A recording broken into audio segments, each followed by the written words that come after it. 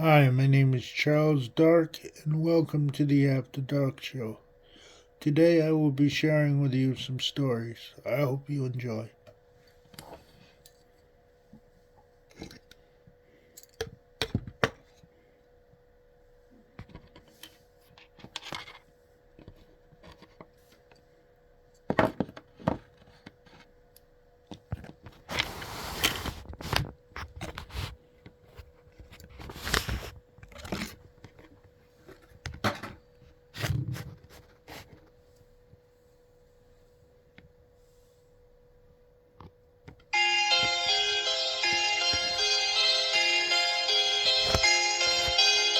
Hello, I'm R.L. Stein.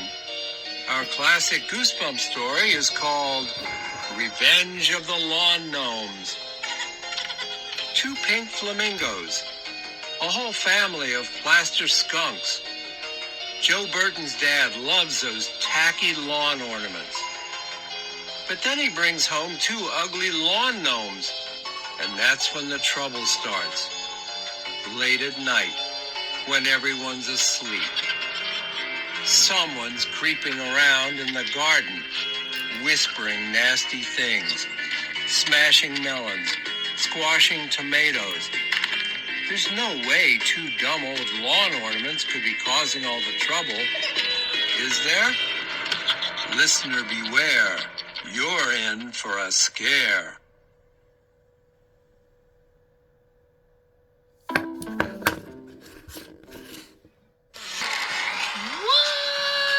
What'd you win? Oh, just some little... Scholastic Audio presents Revenge of the Lawn Gnomes, a Goosebumps classic story by R.L. Stein. Read by Maxwell Glick. Chapter 1. Clack, clack, clack. The ping-pong ball clattered over the basement floor. Yes! I cried as I watched Mindy chase after it.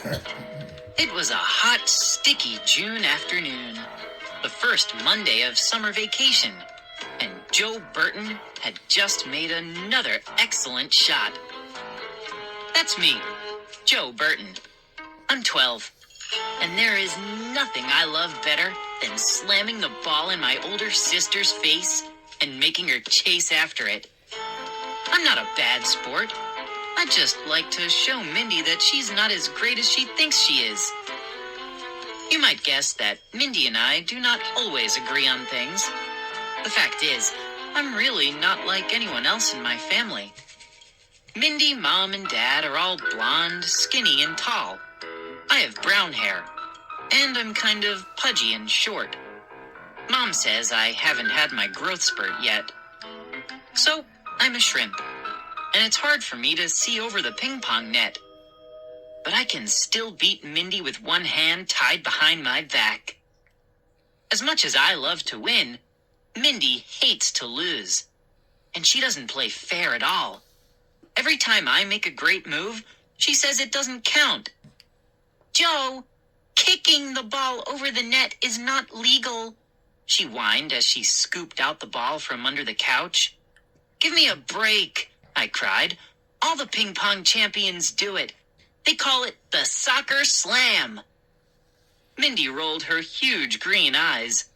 Oh, please, she muttered. My serve. Mindy is weird. She's probably the weirdest 14-year-old in town. Why? I'll tell you why. Take her room. Mindy arranges all her books in alphabetical order, by author. Do you believe it? And she fills out a card for each one.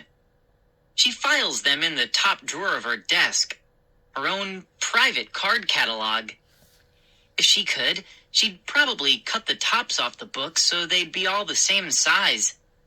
She is so organized. Her closet is organized by color.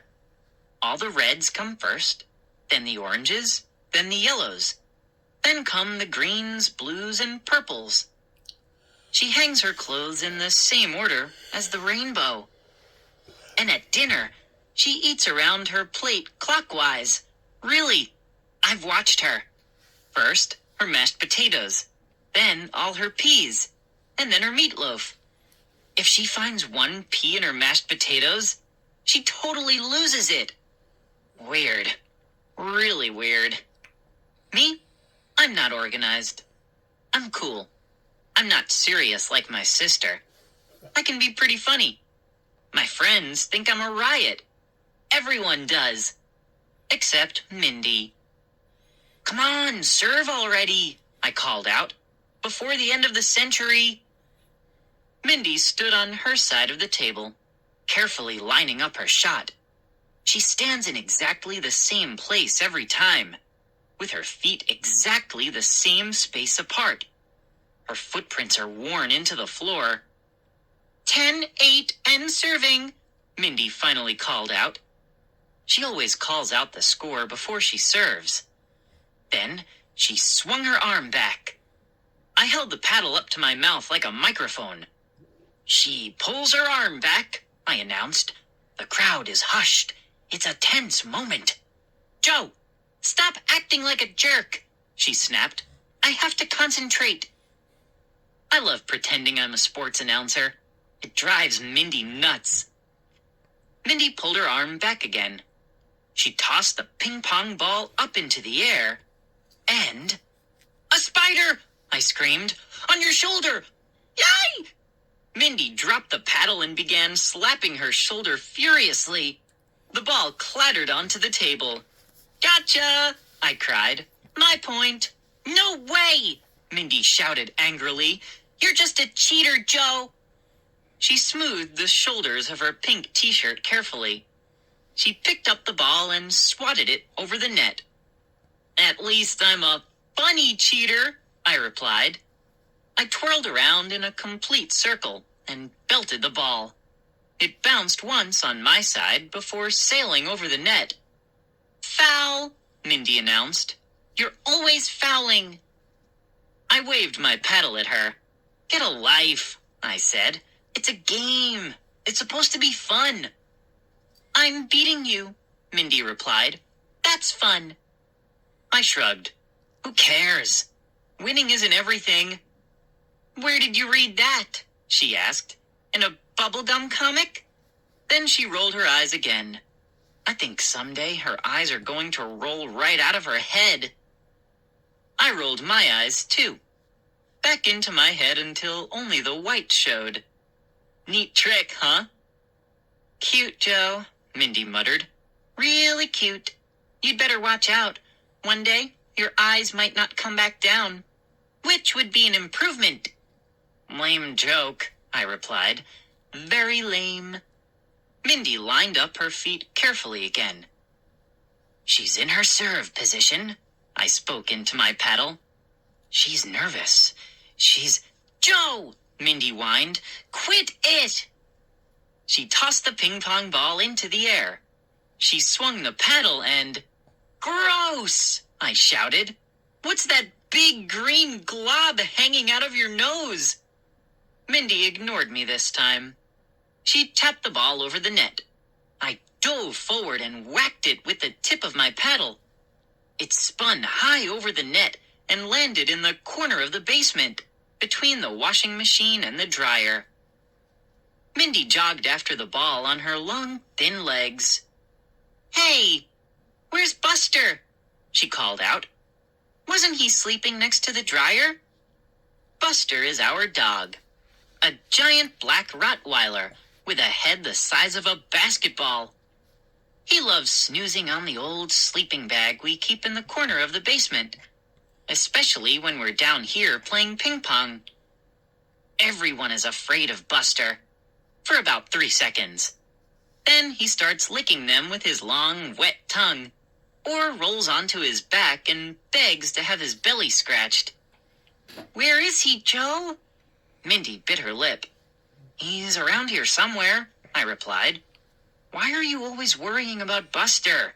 He weighs over 100 pounds. He can take care of himself. Mindy frowned. Not if Mr. McCall catches him. Remember what he said the last time Buster chomped on his tomato plants? Mr. McCall is our next-door neighbor. Buster loves the McCall's yard. He likes to nap under their huge shady elm tree and dig little holes all over their lawn, and sometimes big holes, and snack in their vegetable garden. Last year, Buster dug up every head of Mr. McCall's lettuce and ate his biggest zucchini plant for dessert. I guess that's why Mr. McCall hates Buster. He said the next time he catches him in his garden, he's going to turn him into fertilizer. My dad and Mr. McCall are the two best gardeners in town. They're nuts about gardening. Totally nuts. I think working in a garden is kind of fun too, but I don't let that get around. My friends think gardening is for nerds. Dad and Mr. McCall are always battling it out at the annual garden show. Mr. McCall usually takes first place, but last year, Dad and I won the blue ribbon for our tomatoes. That drove Mr. McCall crazy. When Dad's name was announced, Mr. McCall's face turned as red as our tomatoes. So Mr. McCall is desperate to win this year. He started stocking up on plant food and bug spray months ago. And he planted something that nobody else in North Bay grows. Strange orange-green melons called casabas. Dad says that Mr. McCall has made a big mistake. He says the casabas will never grow any bigger than tennis balls. The growing season in Minnesota is too short. McCall's garden loses, I declared. Our tomatoes are definitely going to win again this year. And thanks to my special soil, they'll grow as big as beach balls. So will your head, Mindy shot back. I stuck out my tongue and crossed my eyes. It seemed like a good reply. Whose serve is it? I asked. Mindy was taking so long, I lost track. It's still my serve, she replied, carefully placing her feet. We were interrupted by footsteps. Heavy, booming footsteps on the stairs behind Mindy. Who is that? Mindy cried.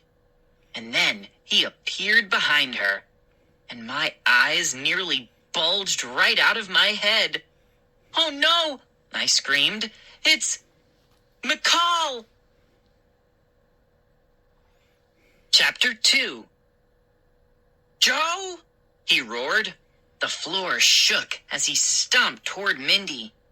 All the color drained from Mindy's face. Her hand grasped her paddle so tightly that her knuckles turned white. She tried to swing around to look behind her, but she couldn't. Her feet were frozen in her ping-pong ball footprints. McCall's hands balled into two huge fists, and he looked really, really angry. I'm going to get you, and this time I'm going to win. Throw me a paddle. You jerk, Mindy sputtered. I knew it wasn't Mr. McCall. I knew it was Moose. Moose is Mr. McCall's son and my best friend. His real name is Michael, but everyone calls him Moose, even his parents. Moose is the biggest kid in the whole 6th grade, and the strongest. His legs are as thick as tree trunks, and so is his neck. And he's very, very loud, just like his dad. Mindy can't stand Moose. She says he's a gross slob. I think he's cool. Yo, Joe! Moose bellowed. Where's my paddle? His big arm muscles bulged as he reached out to grab mine.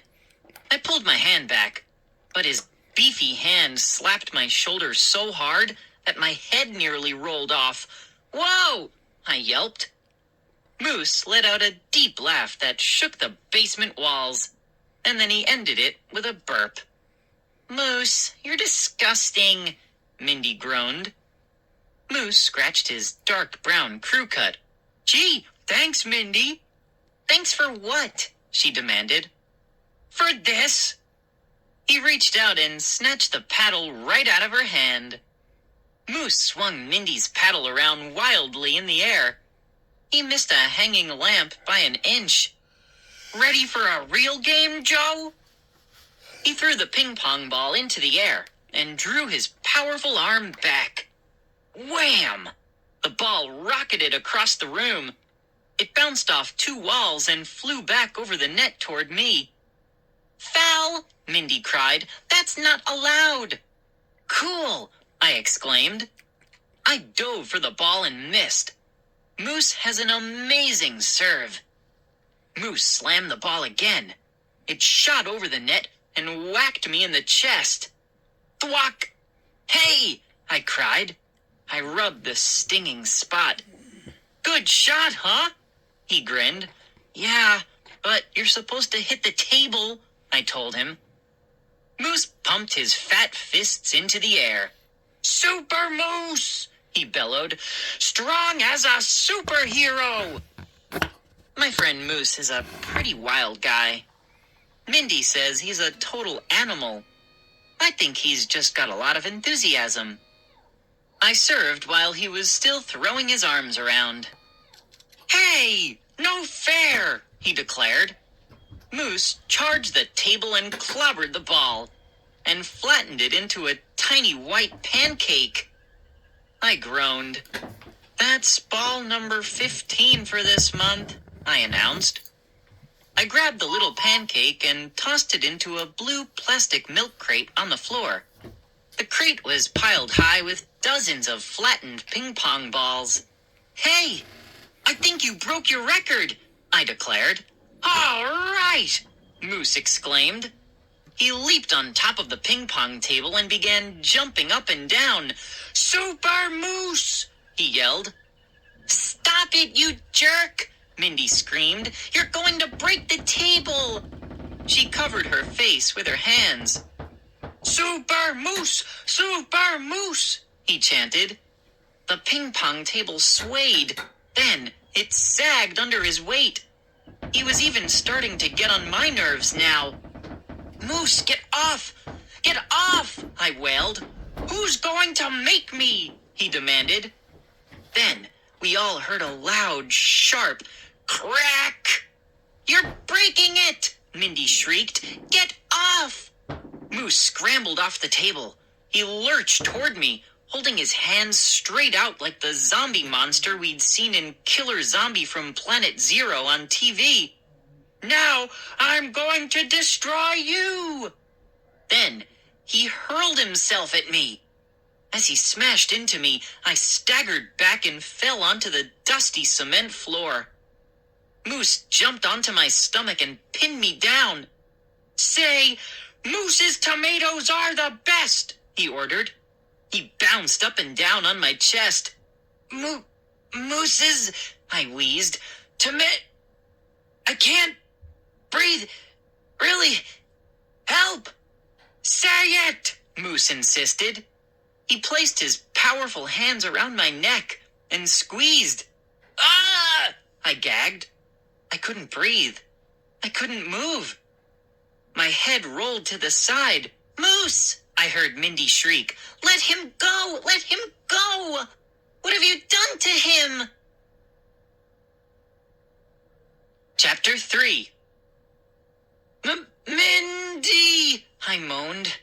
Moose pulled his hands from my throat and lifted his powerful body off my chest. What did you do to him, you big monster? Mindy shrieked. She knelt down by my side and bent over me. She brushed my hair from my eyes. You're, I stopped and coughed weakly. What, Joe? What is it? Mindy demanded softly. You're a sucker! I exclaimed and burst out laughing. Mindy jerked her head back. You little weasel! Tricked you, I cheered. Way to go, dude! Moose grinned. I scrambled to my feet and slapped Moose a high five. Sucker! Sucker! We chanted over and over. Mindy folded her skinny arms in front of her and glared at us. Not funny, she snapped. I'm never going to believe another word you say. Never.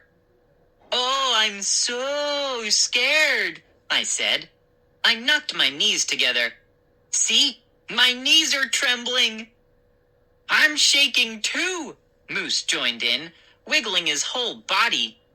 You guys are totally juvenile, she announced. I'm out of here. She slid her hands into the pockets of her white shorts and stomped away. But then she suddenly stopped a few feet from the stairs, in front of the high basement window. The window that looked out onto Mr. McCall's front yard. She stared up through the window's sheer white curtain for a second. She squinted her eyes. Then she cried out, "No! Oh, no!" "Nice try," I replied, flicking a dust ball from the floor in her direction. "There's nothing out there. I'm not falling for your lame trick." "No!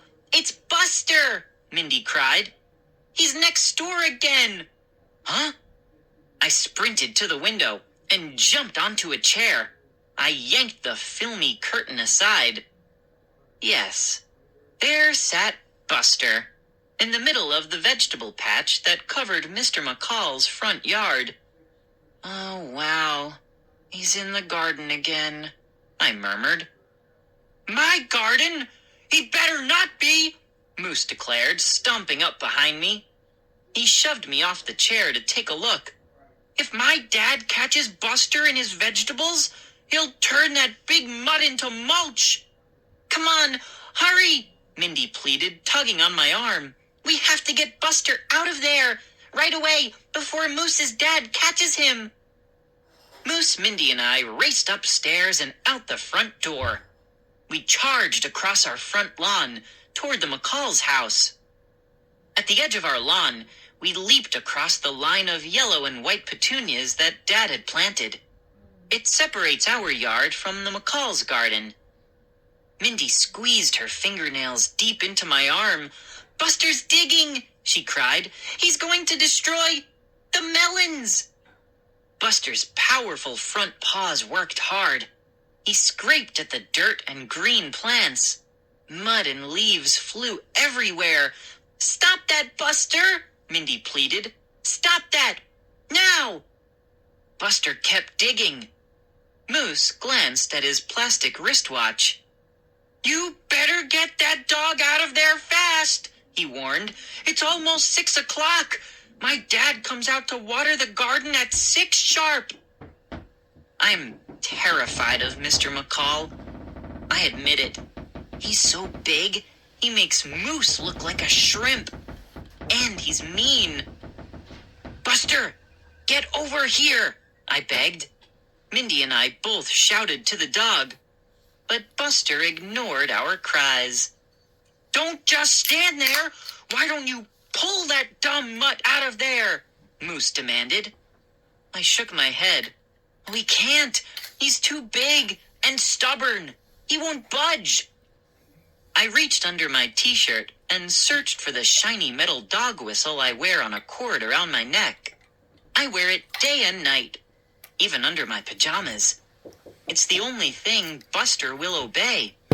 "It's 2 minutes to 6, Moose warned, checking his watch. "Dad will be out here any second." "Blow the whistle, Joe," Mindy cried. I brought the whistle up to my mouth and gave a long, hard blow. Moose snickered. "That whistle's broken," he said. "It didn't make a sound." "It's a dog whistle," Mindy replied in a superior tone. "It makes a really high-pitched sound. Dogs can hear it, but people can't. See?" She pointed to Buster. He had lifted his nose out of the dirt and pricked up his ears. I blew the whistle again. Buster shook the dirt from his fur. 30 seconds and counting, Moose told us. I blew the silent dog whistle one more time. Yes! Buster came trotting slowly toward us, wagging his stumpy tail. "Hurry, Buster!" I pleaded. "Hurry!" I held my arms open wide. "Buster, run! Don't trot!" Mindy begged. Too late. We heard a loud slam. Moose's front door flew open, and Mr. McCall stepped out. Chapter 4. Joe, come over here, now! Moose's dad barked at me. He lumbered toward his garden, his big belly bouncing in front of him under his blue t-shirt. Get over here, boy, on the double! Mr. McCall is retired from the army. He's used to barking out orders and having them obeyed. I obeyed. Buster trotted by my side. Was that dog in my garden again? Mr. McCall demanded, eyeing me coldly. His cold stare could make your blood freeze. No, sir, I stammered. Buster settled down beside me with a loud yawn. I usually don't tell lies, except to Mindy. But Buster's life was on the line. I had to save Buster, didn't I? Mr. McCall bounced up to his vegetable patch. He circled his tomatoes, his corn, his zucchini, his cassava melons. He examined each stalk and leaf carefully. Oh, wow, I thought. We're in major trouble now. Finally, he gazed up at us. His eyes narrowed. If that mutt wasn't in here, why is the dirt all pawed up? Maybe it was the wind? I replied softly. It was worth a try. Maybe he'd believe it.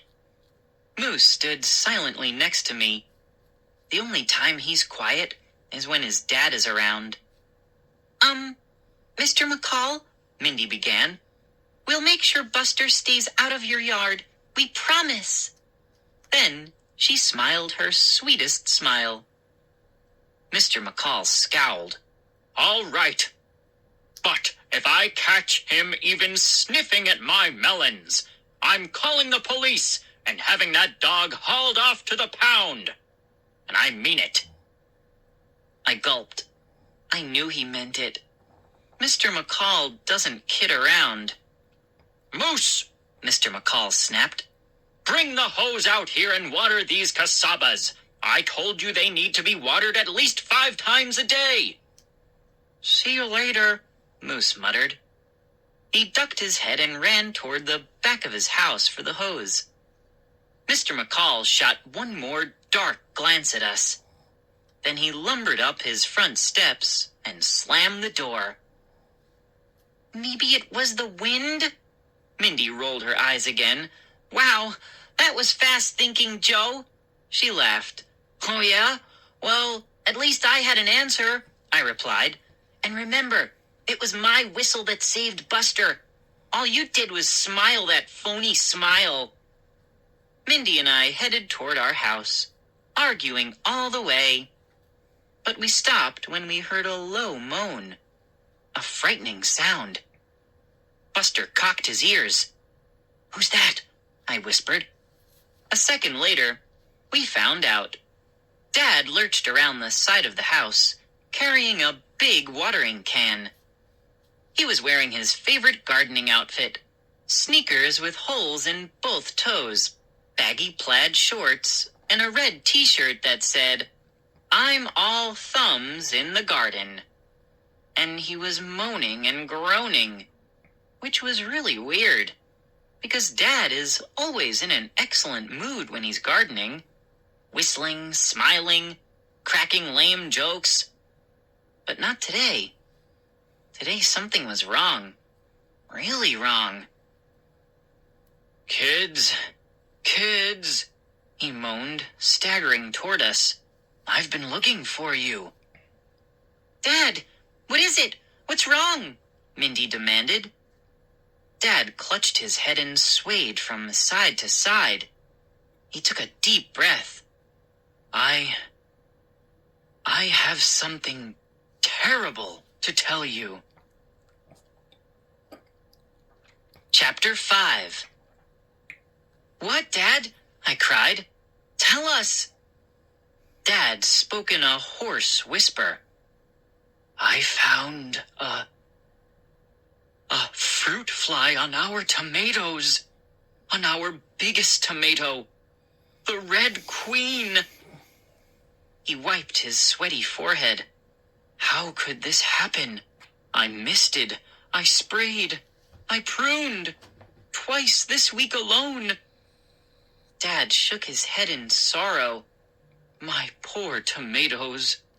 If that fruit fly ruins my Red Queen, I'll have to pull out of the garden show. Mindy and I glanced at each other. I knew we were thinking the same thing. The adults around here were getting a little weird. Dad, it's only one fruit fly, I pointed out. It only takes one, Joe. Just one fruit fly. And our chances for a blue ribbon destroyed. We have to do something. Right away. What about that new bug spray? I reminded him. The stuff that came last week from the Green Thumb catalog. Dad's eyes lit up. He ran a hand through his flat, rumpled hair. The bug be gone! He exclaimed. He jogged up the driveway to the garage. Come on, kids! He sang out. Let's give it a try! Dad was cheering up. Mindy and I raced after him. Dad pulled out 3 spray cans from a carton in the back of the garage. The words, "Wave bye-bye to bugs with Bug Be Gone," were printed on the labels. A drawing showed a tearful bug carrying a suitcase, waving bye-bye. Dad handed 1 can to Mindy and 1 to me. Let's get that fruit fly, he cried, as we headed back to our garden. We ripped the caps off the cans of Bug Be Gone. 1, 2, 3, spray, Dad commanded. Dad and I showered the 24 tomato plants tied to wooden stakes in the middle of the garden. Mindy hadn't started yet. She was probably reading the ingredients on the can. What's all the fuss about? My mother called, stepping out the back door. Mom was wearing one of her around-the-house outfits. A pair of Dad's old baggy plaid shorts and an old blue t-shirt he gave her when he came back from a business trip a few years ago. The t-shirt said, "I missed you."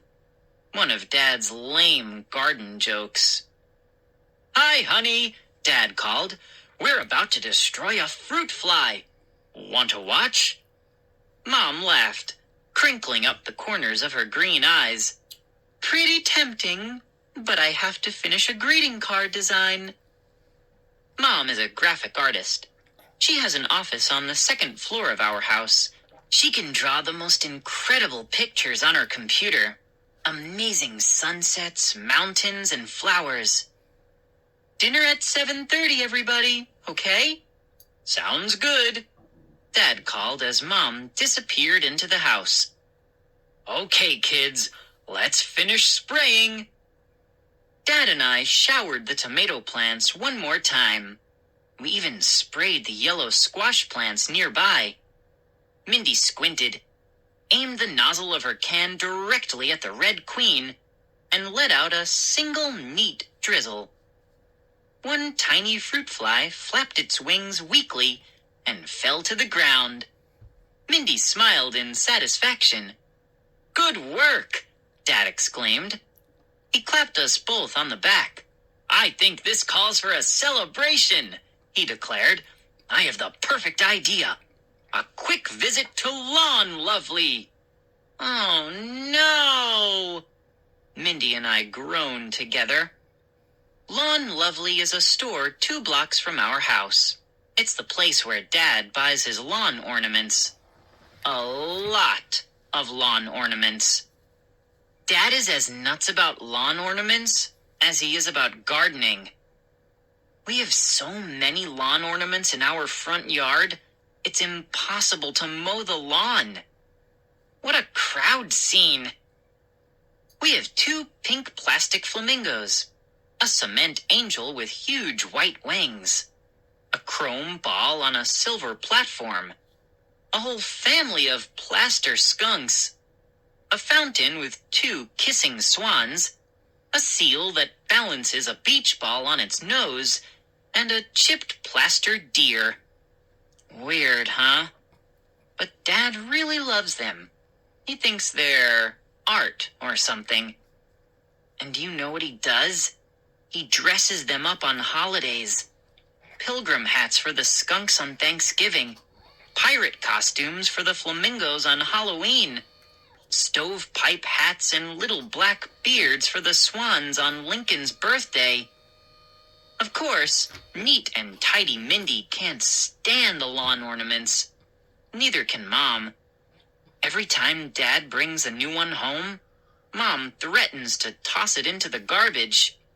"Dad, these lawn ornaments are totally embarrassing," Mindy complained.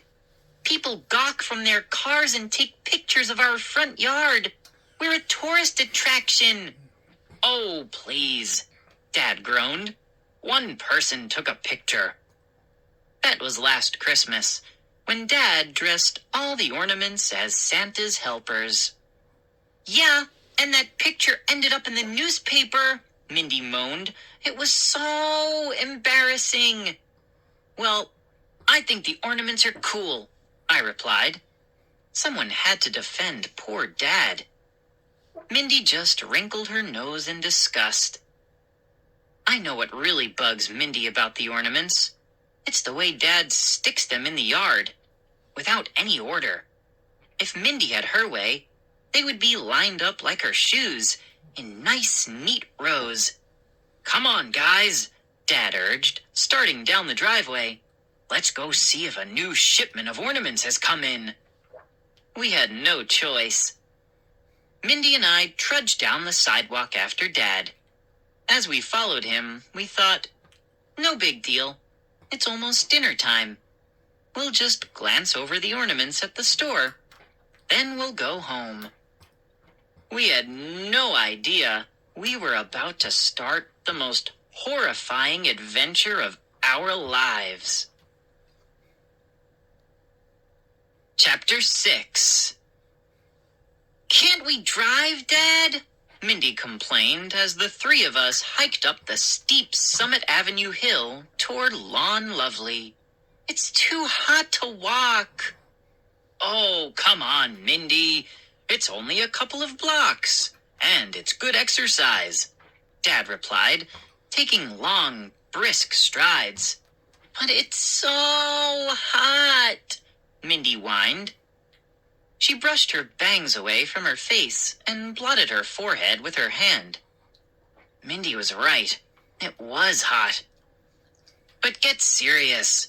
It was only a 2-block walk. "I'm hotter than you are," I teased. Then I leaned into Mindy and shook my sweaty head at her. "See?" A few small beads of sweat flew onto Mindy's t-shirt. "You are so gross," she shrieked, drawing back. "Dad, tell him to stop being so disgusting." "We're almost there," Dad replied.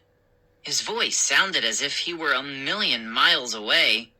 He was probably dreaming about buying his next lawn ornament. Just up the block, I spotted the tall, pointy roof of Lawn Lovely. It jutted into the sky, towering over all the houses around it. What a weird place, I thought. Lawn Lovely is in an old, raggedy 3-story house set back from the street. The whole building is painted pink. Bright pink. The windows are covered with brightly colored shutters. But none of the colors match. I think that's another reason why Mindy hates this place. The old house is not in good shape. The wooden floorboards on the front porch are all sagging, and there is a hole in the porch where Mr. McCall fell through last summer.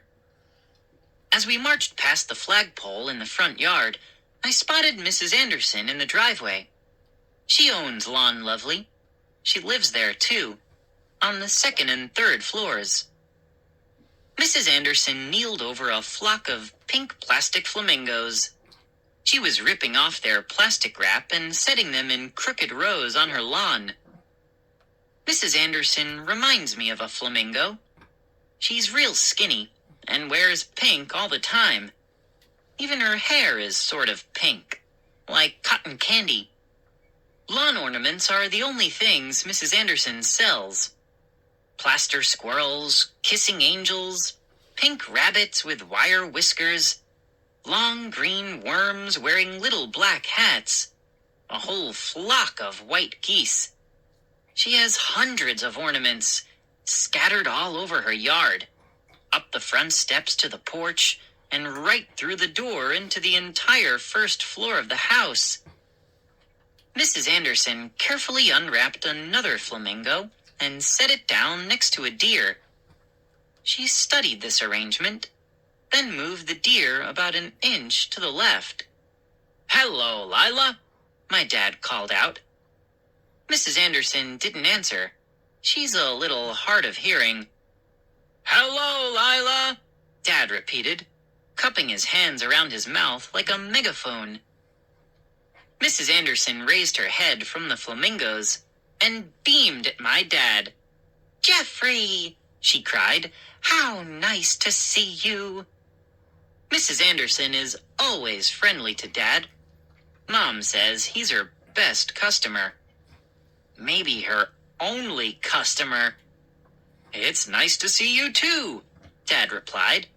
He rubbed his hands together eagerly and gazed around the lawn. Mrs. Anderson stuck one last flamingo into the ground. She made her way over to us, wiping her hands on her pink t-shirt. "Do you have something special in mind today?" she asked my father. "Our deer is a little lonesome," he explained, shouting so that she could hear him. "I think it needs company." "Really, Dad? We don't need any more lawn ornaments," Mindy begged. "Mom will be furious." Mrs. Anderson smiled. "Oh, a lovely lawn always has room for one more. Right, Jeffrey?"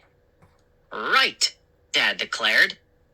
Mindy pressed her lips together tightly. She rolled her eyes for the 100th time that day. Dad hurried over to a herd of wide-eyed plastered deer standing in the corner of the yard. We followed him. The deer stood about 4 feet tall.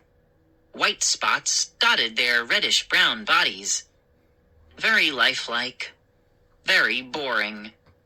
He studied the deer for a few seconds. Then something caught his eye. 2 squat gnomes standing in the middle of the lawn. "Well, well, what have we here?"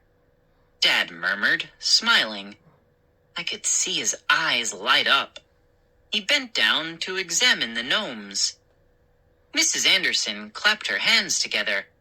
"Jeffrey, you have a wonderful eye for lawn ornaments," she exclaimed. "I knew you'd appreciate the gnomes. They were made in Europe. Very fine work." I stared at the gnomes. They looked like little old men. They were about 3 feet tall and very chubby, with piercing red eyes and large, pointy ears. Their mouths curved up in wide, silly grins, and coarse brown hair sprouted from their heads. Each gnome wore a bright green short-sleeved shirt, brown leggings, and a tall, pointy orange hat. Both wore black belts tied tightly around their chubby waists. "They're terrific," Dad gushed. "Oh, kids, aren't they wonderful?" "They're okay, Dad," I said. "Okay," Mindy shouted. "They're horrible. They're so gross. They look so evil. I hate them." "Hey, you're right, Mindy," I said. "They are pretty gross.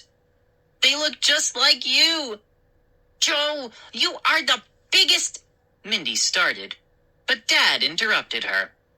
"We'll take them," he cried. "Dad, no," Mindy howled. "They're hideous.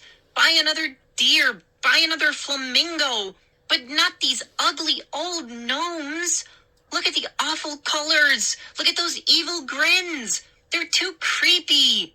Oh, Mindy, don't be silly. They're perfect, Dad exclaimed. We'll have so much fun with them. We'll dress them as ghosts for Halloween, in Santa suits at Christmas. They look just like Santa's elves. Dad pulled out his credit card. He and Mrs. Anderson started toward the pink house to complete the sale. I'll be back in a minute, he called. These are the ugliest yet, Mindy groaned, turning to me. They're completely embarrassing. I'll never be able to bring any of my friends over again. Then she stomped off toward the sidewalk. I couldn't take my eyes away from the gnomes. They were kind of ugly. And even though they were smiling, there was something unfriendly about their smiles. Something cold about their glassy red eyes. Whoa! Mindy! Look! I cried. One of the gnomes just moved. Mindy slowly turned to face me. My wrist was held tightly in the chubby hand. I twisted and squirmed, tried to tug free. Let go, I squealed. Let go of me! Mindy, hurry! I'm coming, she cried. Chapter 7. Mindy came racing across the yard. She leaped over the flamingos and sprinted around the deer. Hurry! I moaned, stretching my left arm out toward her. He's hurting me! But as my sister came near, her face twisted in fright. I couldn't keep a straight face any longer. I burst out laughing. Gotcha! Gotcha! I shrieked. I danced away from the plaster gnome. Mindy swung around to slug me. Swung and missed. Did you really believe that gnome grabbed me? I cried. Are you totally losing it? She didn't have time to reply. Dad came jogging down the pink porch steps. Time to bring our little guys home, he announced, grinning. He stopped and stared down happily at the ugly gnomes. But let's name them first. Dad names all of our lawn ornaments. Mindy let out a loud groan. Dad ignored her. He patted one of the gnomes on the head. Let's call this one Hap, because he looks so happy. I'll carry Hap. You kids take... He stopped and squinted at the other gnome. There was a small chip on the gnome's front tooth. Chip. Yep, we'll call this one Chip. Dad hoisted Hap into his arms. Whoa, he's an armful. He made his way toward the driveway, staggering under the gnome's weight. Mindy studied Chip. You take the feet, I'll grab the top, she ordered. Come on, 1, 2, 3, lift. I stooped down and grabbed the gnome by its legs. Its heavy red boot scraped my arm. I let out a cry. Quit complaining, Mindy ordered. At least you don't have this stupid pointy hat sticking in your face. We struggled down the hill, following Dad. Mindy and I inched forward, struggling side by side. Everyone in the neighborhood is gawking at us, Mindy moaned. They were. 2 girls from Mindy's school, wheeling their bikes up the hill, stopped and stared. Then they burst out laughing. Mindy's pale face grew as red as one of Dad's tomatoes. I'll never live this down, she grumbled. Come on, Joe, walk faster. I jiggled Chip's legs to make Mindy lose her grip. But the only thing she lost was her temper. Quit it, Joe, she snapped, and hold your end up higher. As we neared our house, Mr. McCall spotted us trudging up the block. He stopped pruning his shrubs to admire our little parade. More lawn ornaments, Jeffrey? He called out to Dad. I could hear him chuckling. Mr. McCall is mean to Mindy and me, but he and Dad get along fine. They're always kidding each other about their gardens. Mrs. McCall poked her head out the front door. "Cute," she called out, smiling at us from under her white baseball cap. "Come on in, Bill. Your brother is on the phone." Mr. McCall set his pruning shears down and went inside. We lugged Chip past the McCall driveway and followed Dad into our front yard. "Over here," Dad instructed as he set Hap down in the far corner of the yard, next to Dear Lila. Dear Lila is the deer. Dad named her after Lila from Lawn Lovely. With our last bit of strength, we dragged Chip over to Dad. These gnomes were heavy. They weighed a lot more than our other ornaments. Mindy and I plopped the gnome down on the grass and collapsed in the dirt next to him. Whistling happily, Dad set Chip on one side of the deer and Hap on the other. He stepped back to study them. "What cheerful little guys," he declared. "I've got to show your mom. She won't be able to resist them. They're too cute to hate." He hurried across the lawn and into the house. "Yo!" I heard a familiar cry from next door. Moose jogged across his driveway. "I hear you have some ugly new lawn things." He charged up to the gnomes and stared. "Way ugly," he boomed. Moose leaned down and stuck his tongue out at Hap. "You want to fight, Shrimp?" he asked the little statue.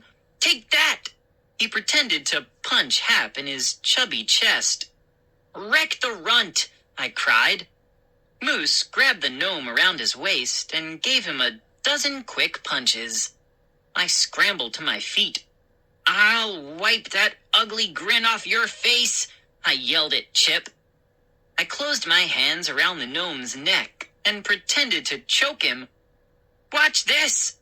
Moose shot out a thick leg and karate-kicked Hap in his pointy hat. The squat figure wobbled. "Careful! Stop messing around!" Mindy warned. "You're going to break them." "Okay," I said. "Let's tickle them." "Tickle, tickle!" Moose squeaked as he tickled Hap under the armpits. "You're a riot, Moose," Mindy declared. "A real..." Moose and I waited for Mindy to finish insulting us. But instead, she pointed to the McCall's garden and screamed, "Oh no, Buster!" Moose and I spun around and spied Buster, in the middle of Mr. McCall's garden, pawing away at the green stalks. "Buster, no!" I screamed. I grabbed the dog whistle and raised it to my mouth. But before I could blow, Mr. McCall exploded out of his front door. "That stupid mutt again!" he shouted, waving his arms wildly. "Get out of here! Shoo!" Buster whimpered, turned, and trotted back to our yard, head down, stumpy tail between his legs. Uh-oh, I thought, studying Mr. McCall's angry face. We're in for trouble now. But before Mr. McCall could start lecturing us, Dad pushed the front door open. "Kids, your mother says that dinner is almost ready." "Jeffrey, are you deliberately sending that mutt over to ruin my melons?" Mr. McCall called. Dad grinned. "Buster can't help it," he replied. "He keeps mistaking your melons for golf balls." "Are those tomatoes you're growing?" Moose's dad shot back. "Or are they olives?" "Didn't you see the tomato I rolled into the house yesterday?" Dad replied. "I had to use a wheelbarrow." Buster danced around the yard. I think somehow he knew he had escaped big trouble. We started for the house, but I stopped when I heard a heavy thud. I whirled around to discover Hap lying face down in the grass. Buster busily licked his face. "Bad dog," Dad scolded. I don't think Dad likes Buster any more than Mr. McCall does. "Did you knock that gnome over? Get away from there." "Buster, come here, boy," I called. But he ignored me and licked at the face more furiously than ever. I brought my dog whistle to my lips and gave one quick short blow. Buster raised his head, alert to the sound. He forgot about the plaster gnome and trotted over to me. "Joe, pick Hap up, will you?" Dad demanded, annoyed. Mindy held on to Buster. I grabbed the gnome by his shoulders and slowly heaved him to his feet. Then I checked for damage. Legs, arms, neck. Everything seemed okay. I raised my eyes to Hap's face and jumped back in surprise. I blinked a few times and stared at the gnome again. I don't believe it," I murmured. Chapter 8. The gnome's smile had vanished. Its mouth stood open wide, as if trying to scream. "Hey!" I choked out. "What's wrong?" Dad called. "Is it broken?" "Its smile!" I cried. "Its smile is gone. It looks scared or something." Dad jumped down the steps and ran over. Moose and Mr. McCall joined him.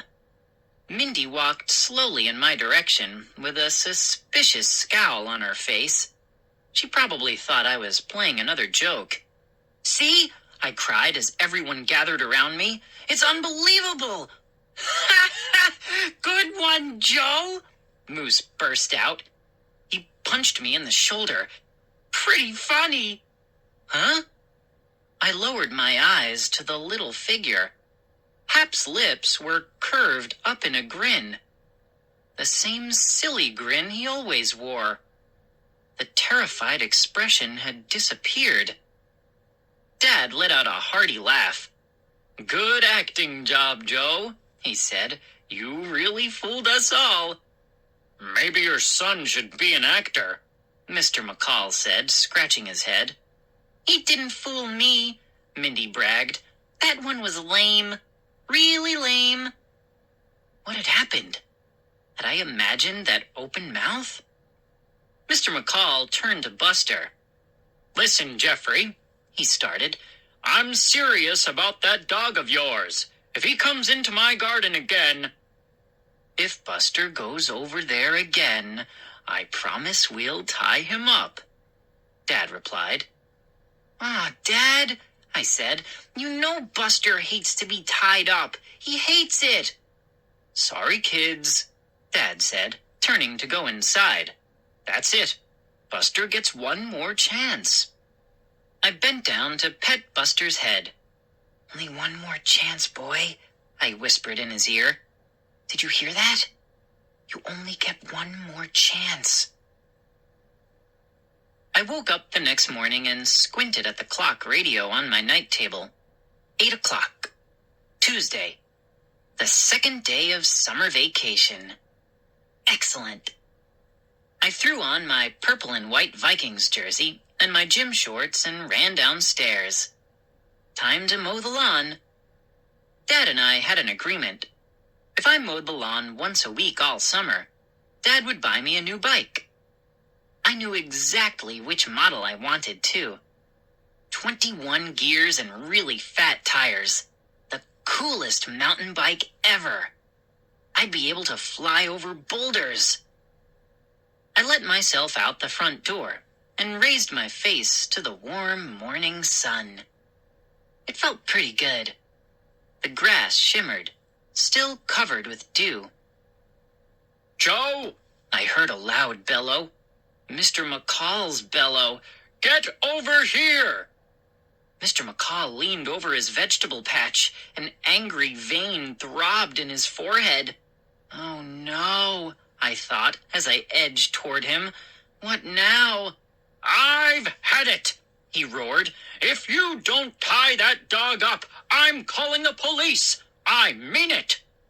Mr. McCall pointed to the ground. One of his cassava melons lay in the dirt, broken into jagged pieces. Melon seeds were scattered everywhere, and most of the orange fruit had been eaten away.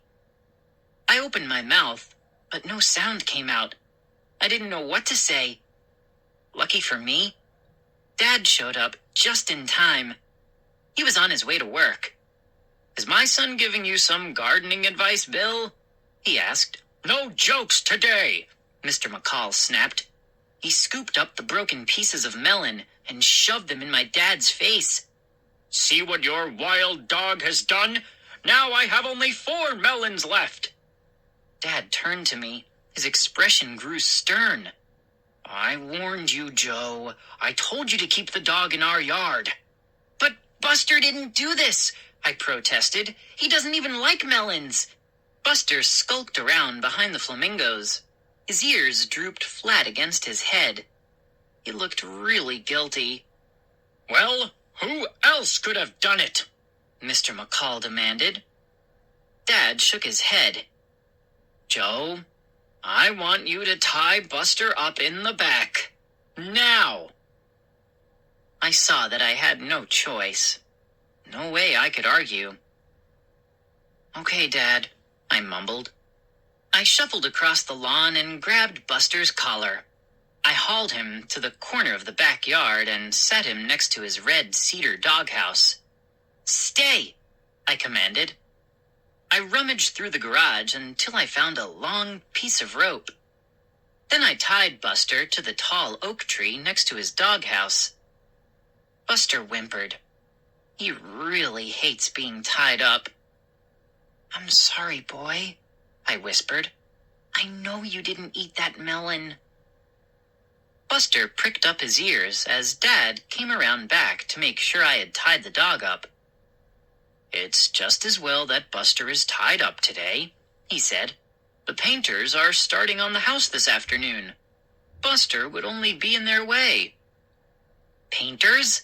I asked in surprise. Nobody told me that painters were coming. I hate the smell of paint. Dad nodded.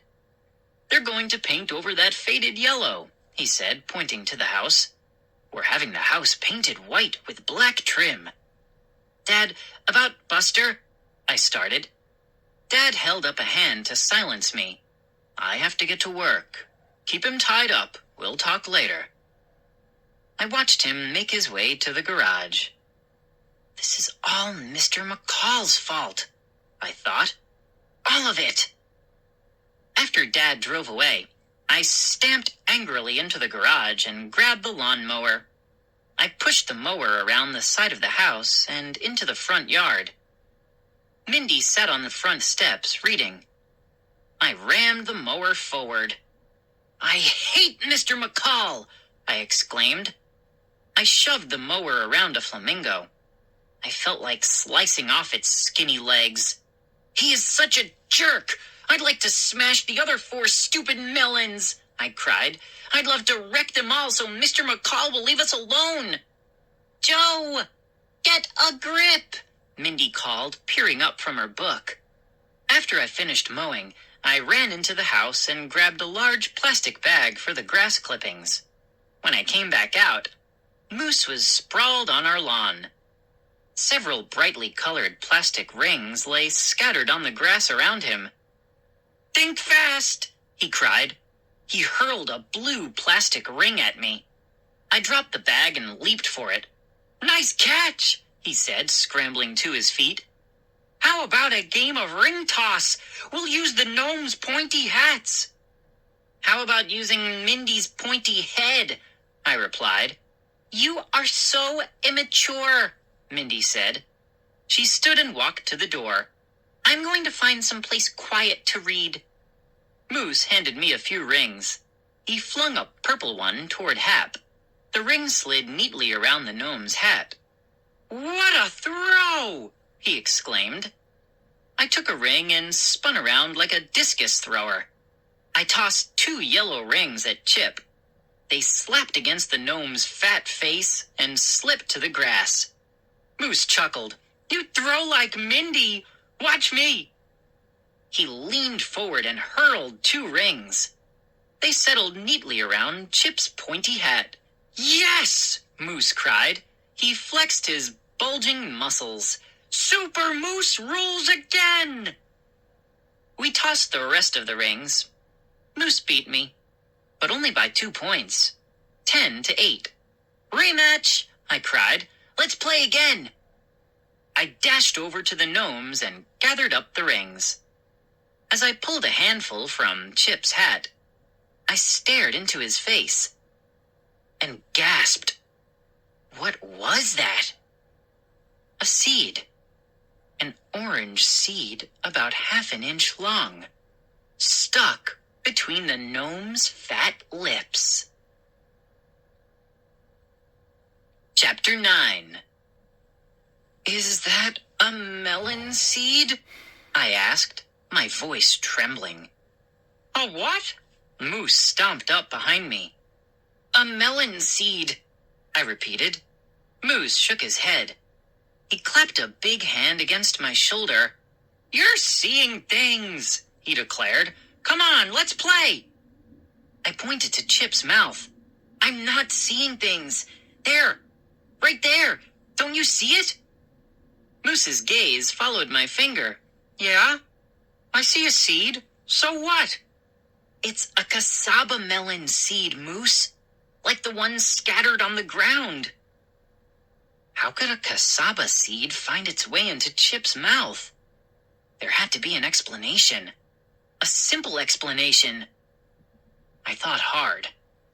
I couldn't think of one. I brushed the seed from the gnome's lips and watched it flutter to the grass. Then I stared at the gnome's grinning face, into those cold, flat eyes, and the gnome stared back at me. I shivered in the heat. How did that seed get there? I wondered. How? I dreamed about melons that night. I dreamed that a cassava melon grew in our front yard. Grew and grew and grew. Bigger than our house. Something startled me out of my melon dream. I fumbled for my alarm clock. 1 a.m. Then I heard a howl. A low, mournful howl. Outside the house. I jumped out of bed and hurried to the window. I peered into the shadowy front yard. The lawn ornaments stood in silence. I heard the howl again. Louder. Longer. It was Buster. My poor dog, tied up in the backyard. I crept out of my room and down the dark hall. The house was quiet. I started down the carpeted stairs. A step squeaked under my foot. I jumped, startled. A second later, I heard another creak. My legs were shaking. Cool it, Joe, I told myself. It's only the steps. I tiptoed through the darkened living room and into the kitchen. I heard a low rustling sound behind me. My heart started to pound. I whirled around. Nothing there. You're hearing things, I told myself. I stumbled forward in the dark, closed my hand around the doorknob, and 2 powerful hands grabbed me from behind. Chapter 10. Where do you think you're going? Mindy. I breathed a sigh of relief and yanked myself away from her grasp. I'm going for a midnight snack, I whispered, rubbing my neck. I'm going to eat the rest of Mr. McCall's stupid melons. I pretended to cram my mouth full and chew. Yum, cassavas. I need more cassavas. Joe, you better not. Mindy whispered in alarm. Hey, I'm kidding, I said. Buster is howling like crazy. I'm going out to calm him down. Mindy yawned. If Mom and Dad catch you sneaking out in the middle of the night, it'll just take a few minutes. I stepped outside. The damp night air sent a small chill down my back. I gazed up at the starless night sky. Buster's pitiful howls rose from the back. "I'm coming," I called in a loud whisper. "It's okay, boy." Buster's howls dropped to quiet whimpers. I took a step forward. Something rustled through the grass.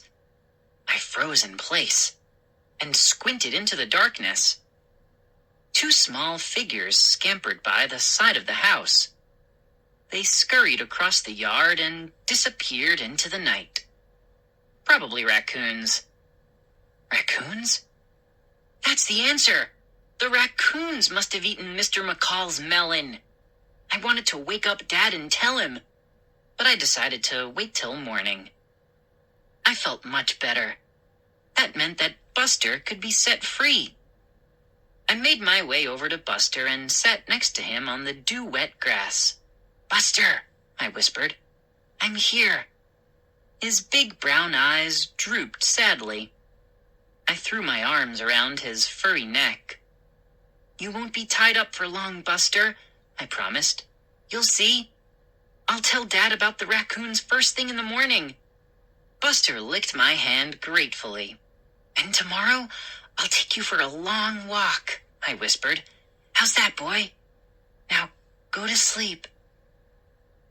I slipped back inside the house and jumped into bed. I felt good.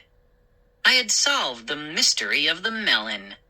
Our troubles with Mr. McCall were over, I thought. But I thought wrong. Our troubles were just beginning. "I don't believe it! I don't believe it!" Mr. McCall's cries cut through the quiet morning, waking me from my heavy sleep. I rubbed my eyes and glanced at the clock radio. 6:30. What's all the screaming about? I hopped out of bed and hurried downstairs, yawning and stretching. Mom, Dad, and Mindy were at the front door, still in pajamas and robes. "What's happening?" I asked. "It's Bill," Dad cried. "Come on." We piled outside and stared into our neighbor's garden. Mr. McCall hung over his vegetable patch in a tattered blue and white checkered robe. He grabbed frantically at his cassava melons, screaming. Moose and his mother stood behind Mr. McCall in their robes, wide-eyed and silent. Instead of her usual friendly smile, Moose's mom wore a grim frown. Mr. McCall lifted his head from the garden. "Ruined!" he roared. "They're totally ruined!" "Oh, boy," Dad muttered. "We'd better get over there, Marion." He started across our front lawn. Mom, Mindy, and I followed. "Take it easy, Bill," my dad said calmly as he stepped into the McCall's front yard. "Nothing is worth getting so upset about." "Easy! Take it easy!" Mr. McCall shrieked. The vein in his forehead throbbed. The raccoons, I thought. They attacked the cassabas again.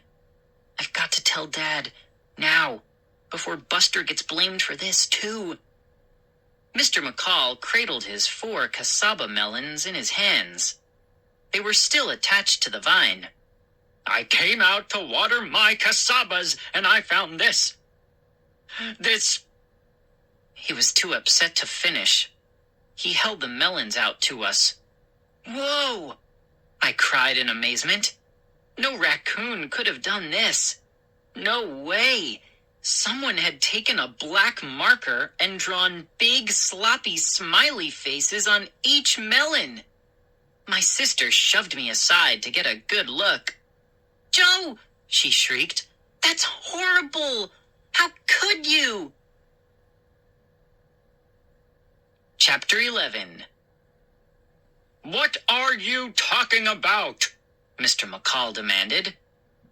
"Yes, Mindy, what are you talking about?" Mom asked. "I caught Joe sneaking outside last night," Mindy replied, "in the middle of the night. He told me he wanted to wreck the rest of the melons."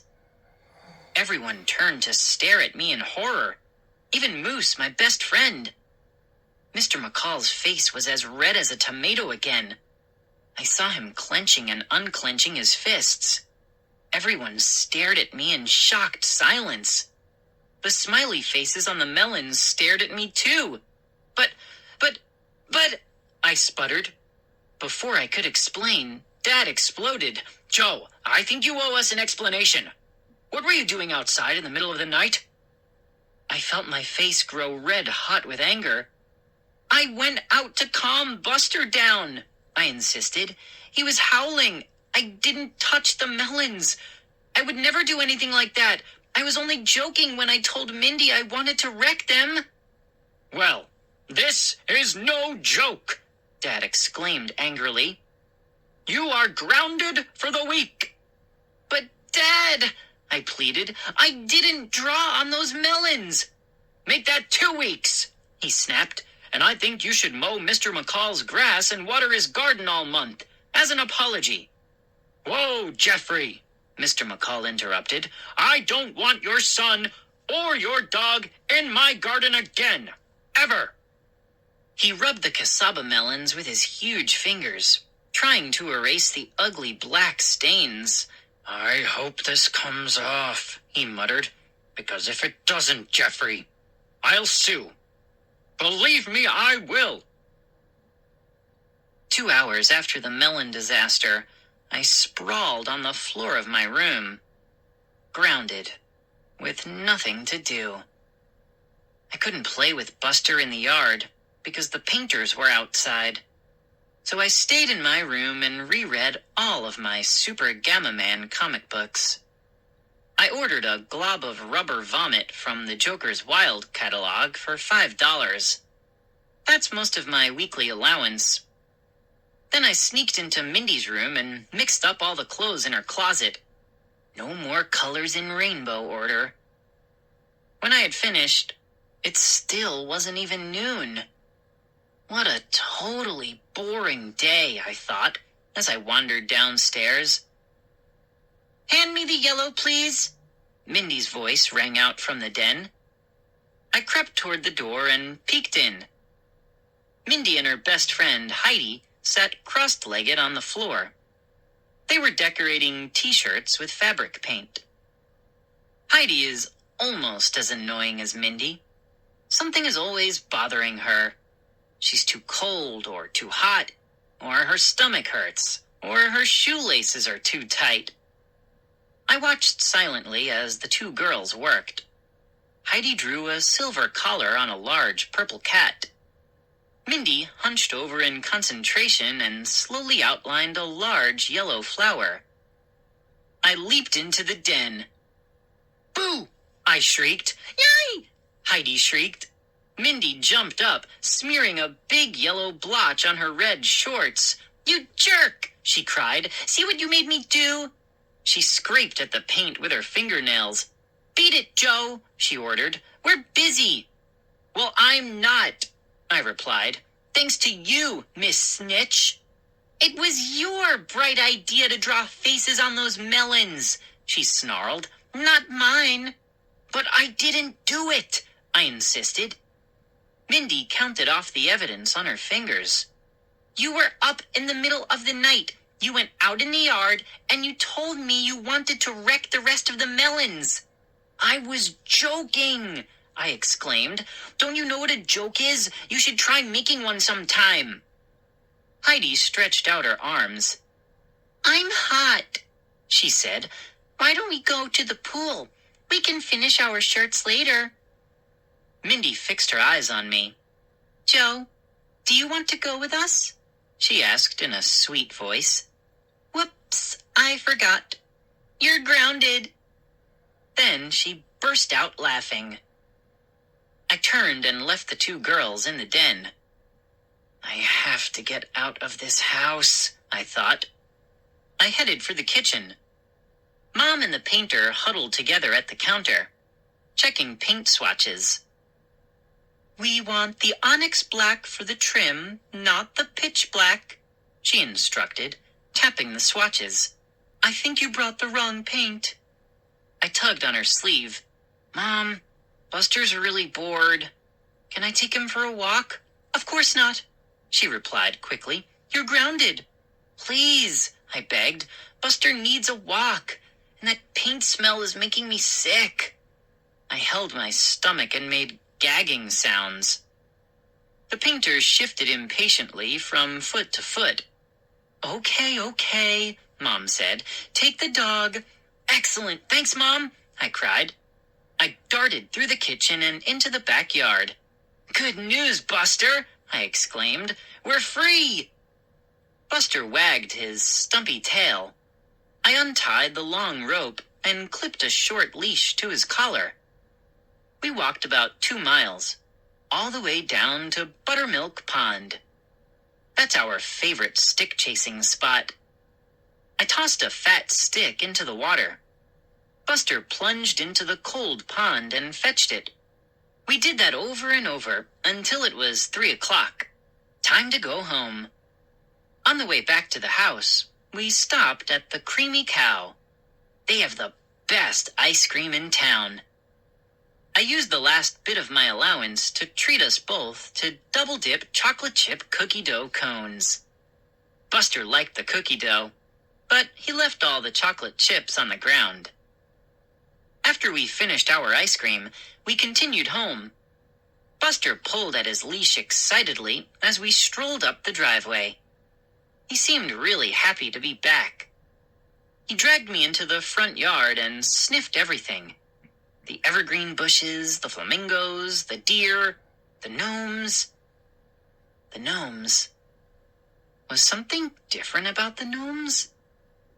I dropped Buster's leash and bent down for a closer look. I studied their fat little hands. What were those dark smudges on their hands?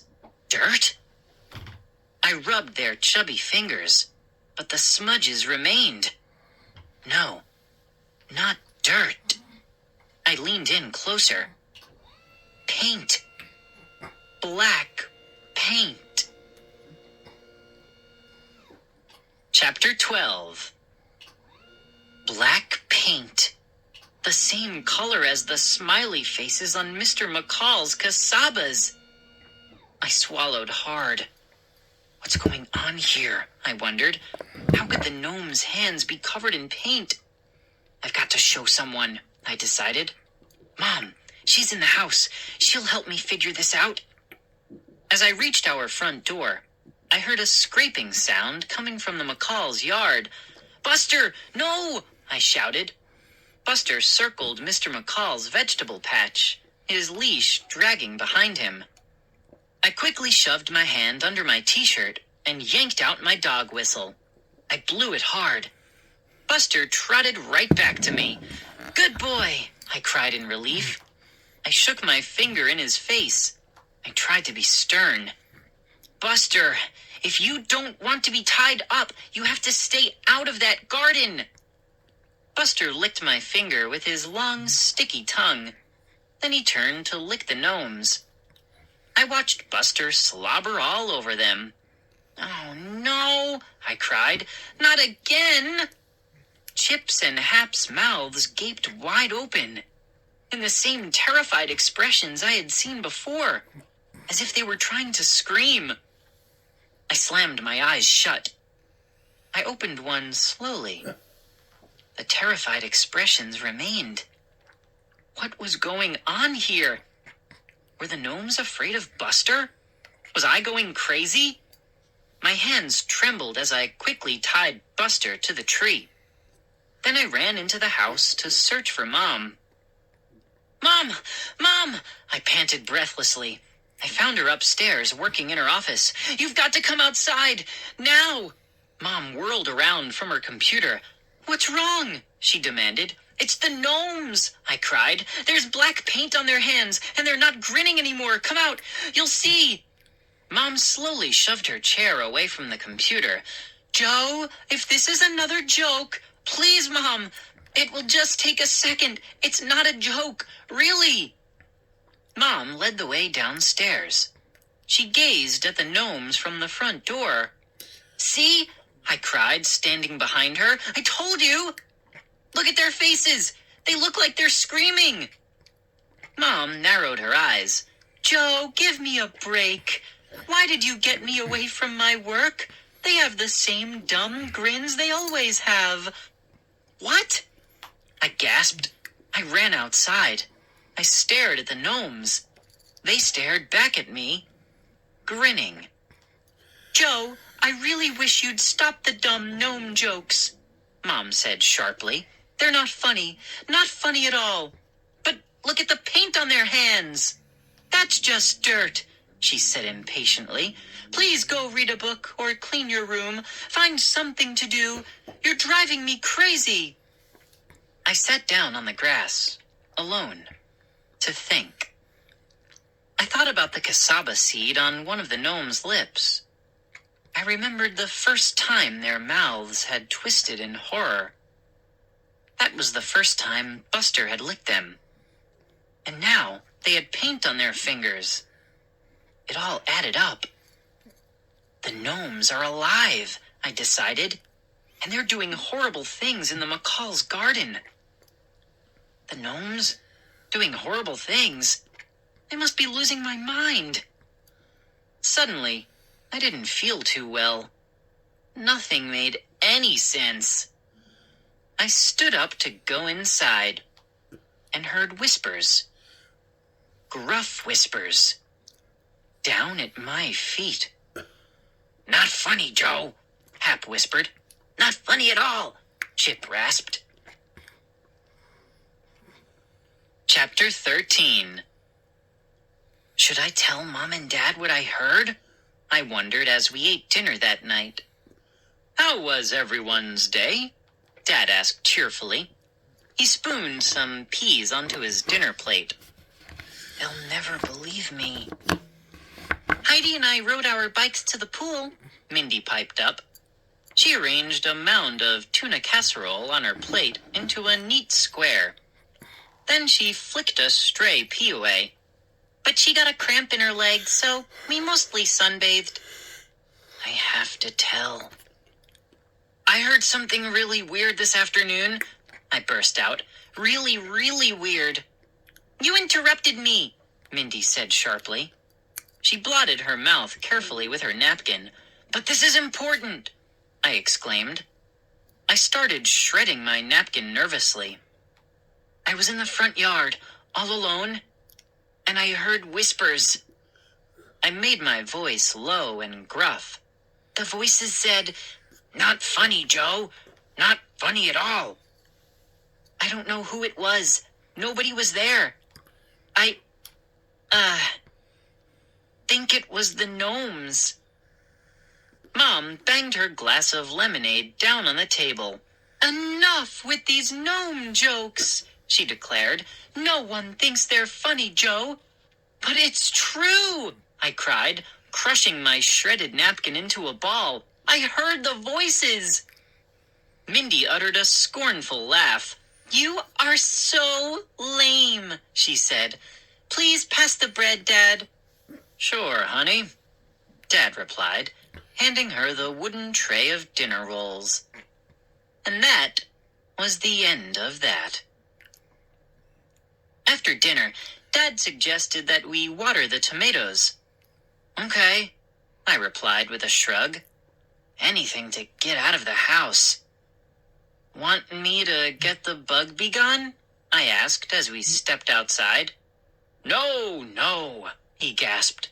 His face turned ghostly pale. What's wrong, Dad? What is it? He pointed silently at the tomato patch. Oh, I moaned. Oh, no. Our beautiful red tomatoes had been crushed, mangled, and maimed. Seeds and pulpy red tomato flesh everywhere.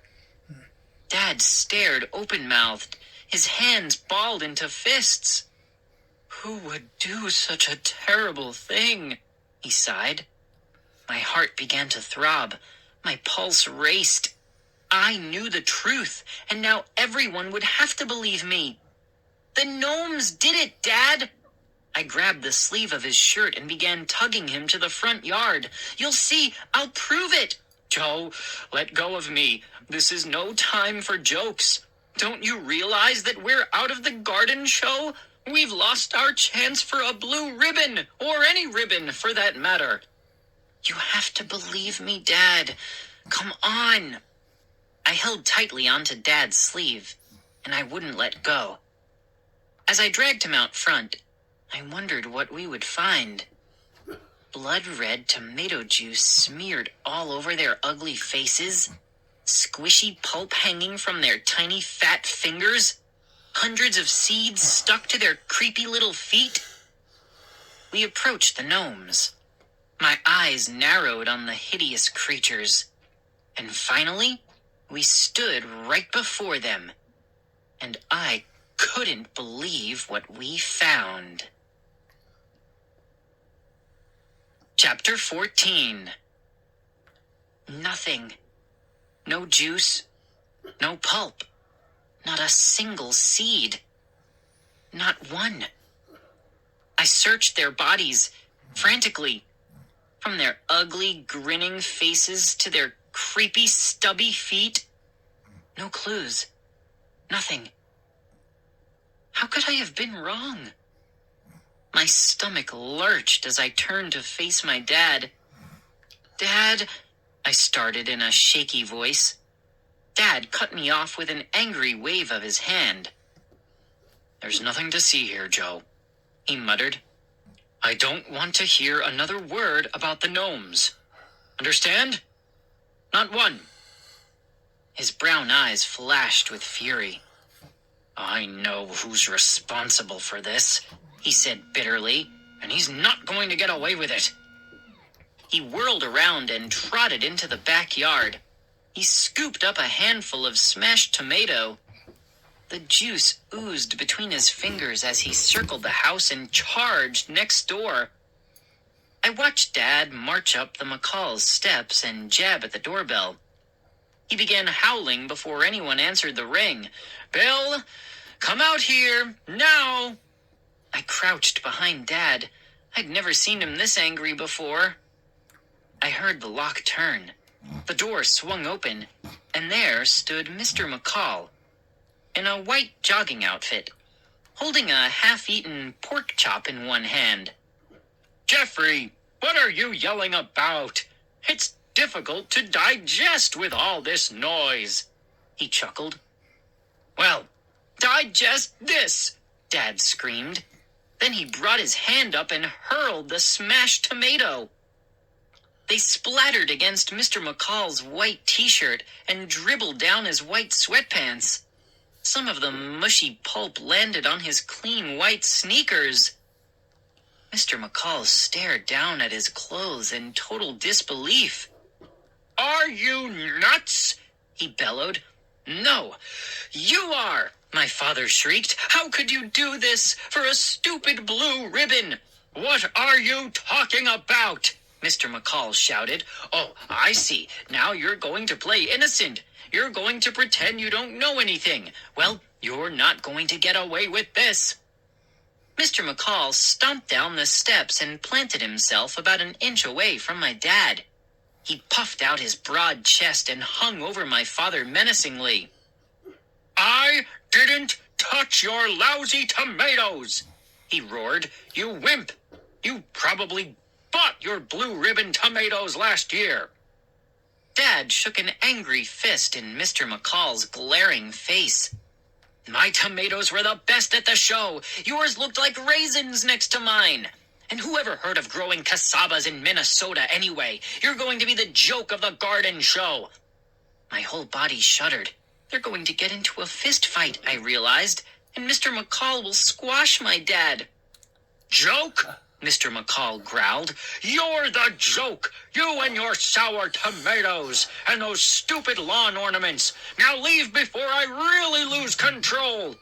Mr. McCall stomped up to his front door. Then he spun around and said, "I don't want my son hanging around with Joe anymore. Your son probably wrecked your tomatoes, just as he wrecked my melons." He disappeared into the house, slamming the door so hard that the porch shook. That night, I tossed and turned in bed for hours.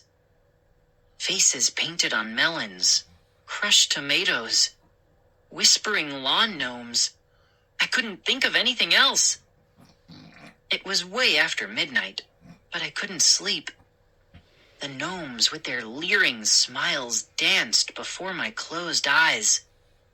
Those grinning faces, laughing at me.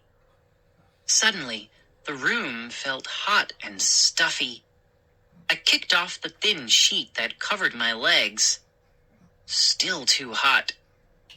I jumped out of bed and headed for my window. I threw it wide open. Warm, wet air rushed in. I rested my arms on the windowsill and peered out into the darkness. It was a foggy night. A thick gray mist swirled over the front yard. Despite the heat, I felt a chill down my back. I had never seen it this foggy before. The fog shifted slightly. The angel slowly came into view as the fog moved away. Then the seal, the skunks, the swans, a flash of pink, the flamingos, and there stood the deer. Alone. All alone. The gnomes were gone. Chapter 15. Mom! Dad! I cried, racing to their bedroom. Wake up! Wake up! The gnomes are gone! Mom bolted straight up. What? What's wrong? Dad didn't budge. It's the gnomes! I shouted, shaking Dad's shoulder. Wake up! My father opened one eye and squinted up at me. What time is it? He mumbled. Get up, Dad! I pleaded. Mom groaned as she snapped on the light next to the bed. Joe, it's so late. Why did you wake us up? They're gone, I stammered. They disappeared. I'm not kidding. I'm really not. My parents glanced at each other. Then they glared at me. Enough, Mom cried. We're tired of your jokes, and it's the middle of the night. Get to bed. Right now, Dad added sternly. We've had just about enough of this nonsense. We're going to have a serious talk about this. In the morning. But, I stammered. Go! Dad shouted. I backed out of the room slowly, stumbling over someone's slipper. I should have realized that they wouldn't believe me. But someone had to believe me. Someone had to. I raced down the dark hall to Mindy's room.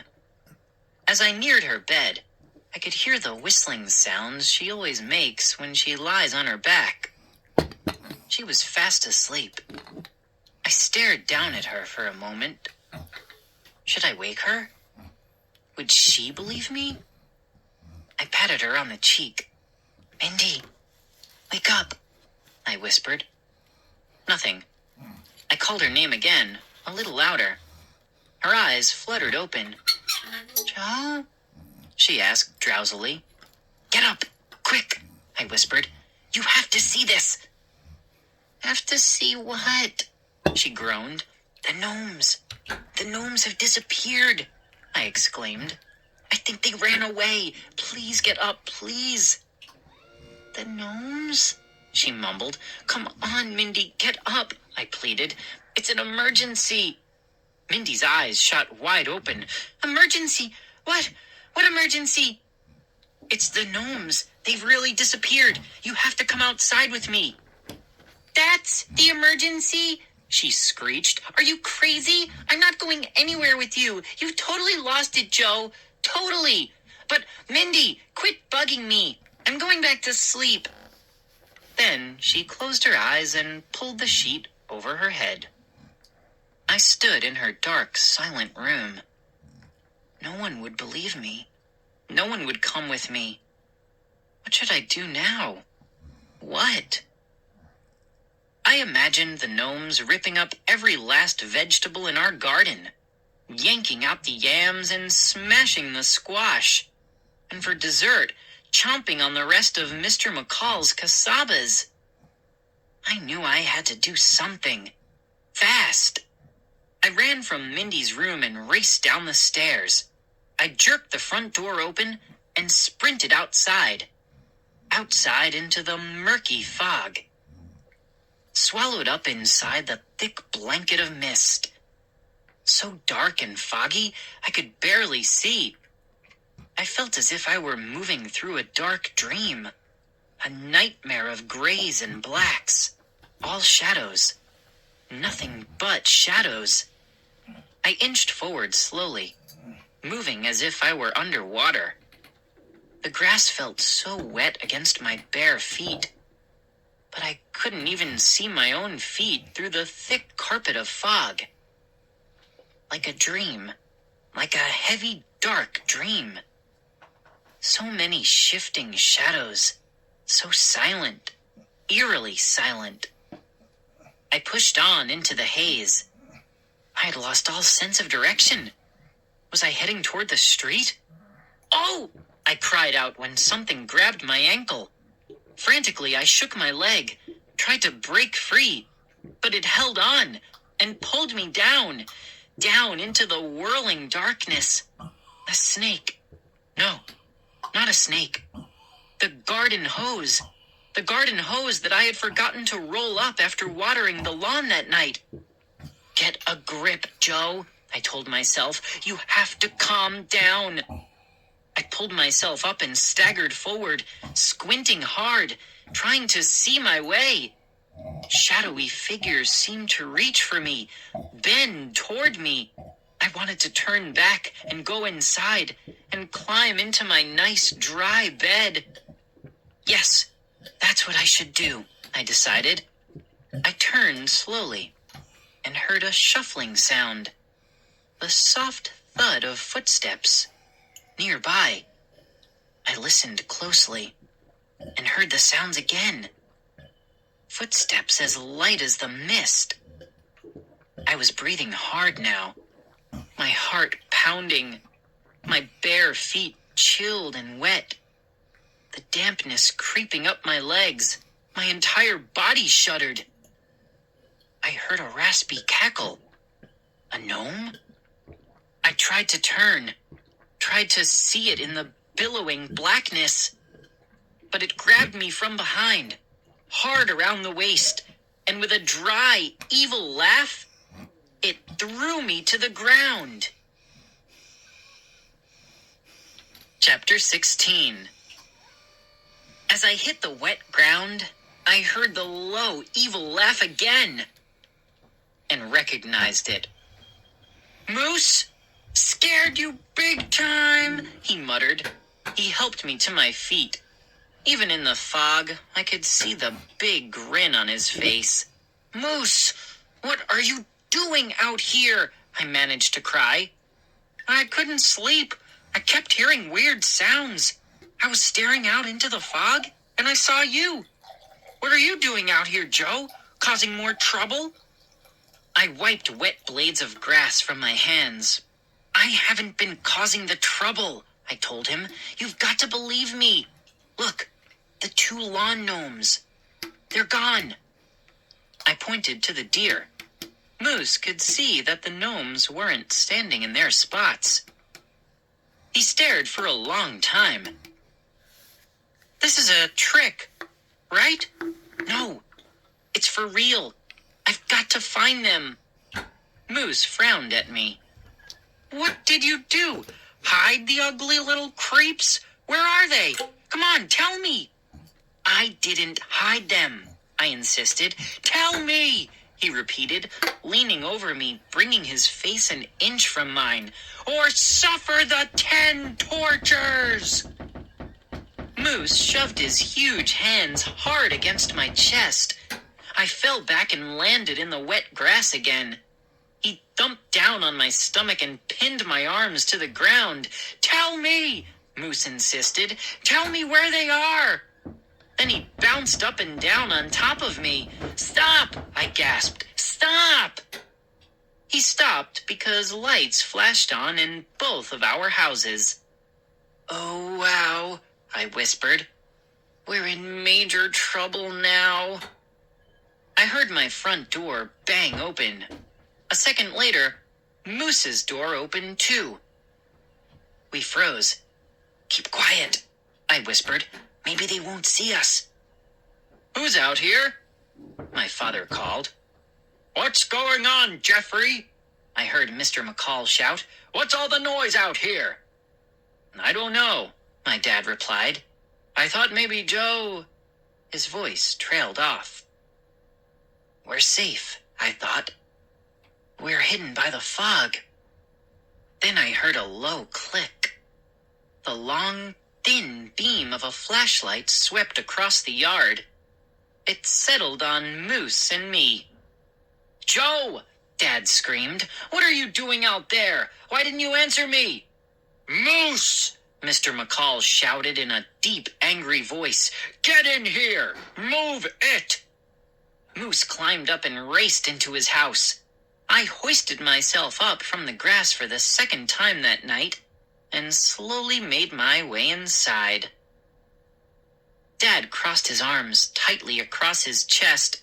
"You woke us up twice tonight, and you're outside in the middle of the night again. What's wrong with you?" "Listen, Dad, I only went outside because the gnomes are missing." "Check," I begged. "You'll see." My father glared at me with narrowed eyes. "These gnome stories are getting out of hand," he snapped. "I've had it. Now go upstairs before I ground you for the entire summer." "Dad, I'm begging you. I've never been so serious in my life. Please look," I pleaded. "Please, please, please." And then I added, "I'll never ask you for anything else again."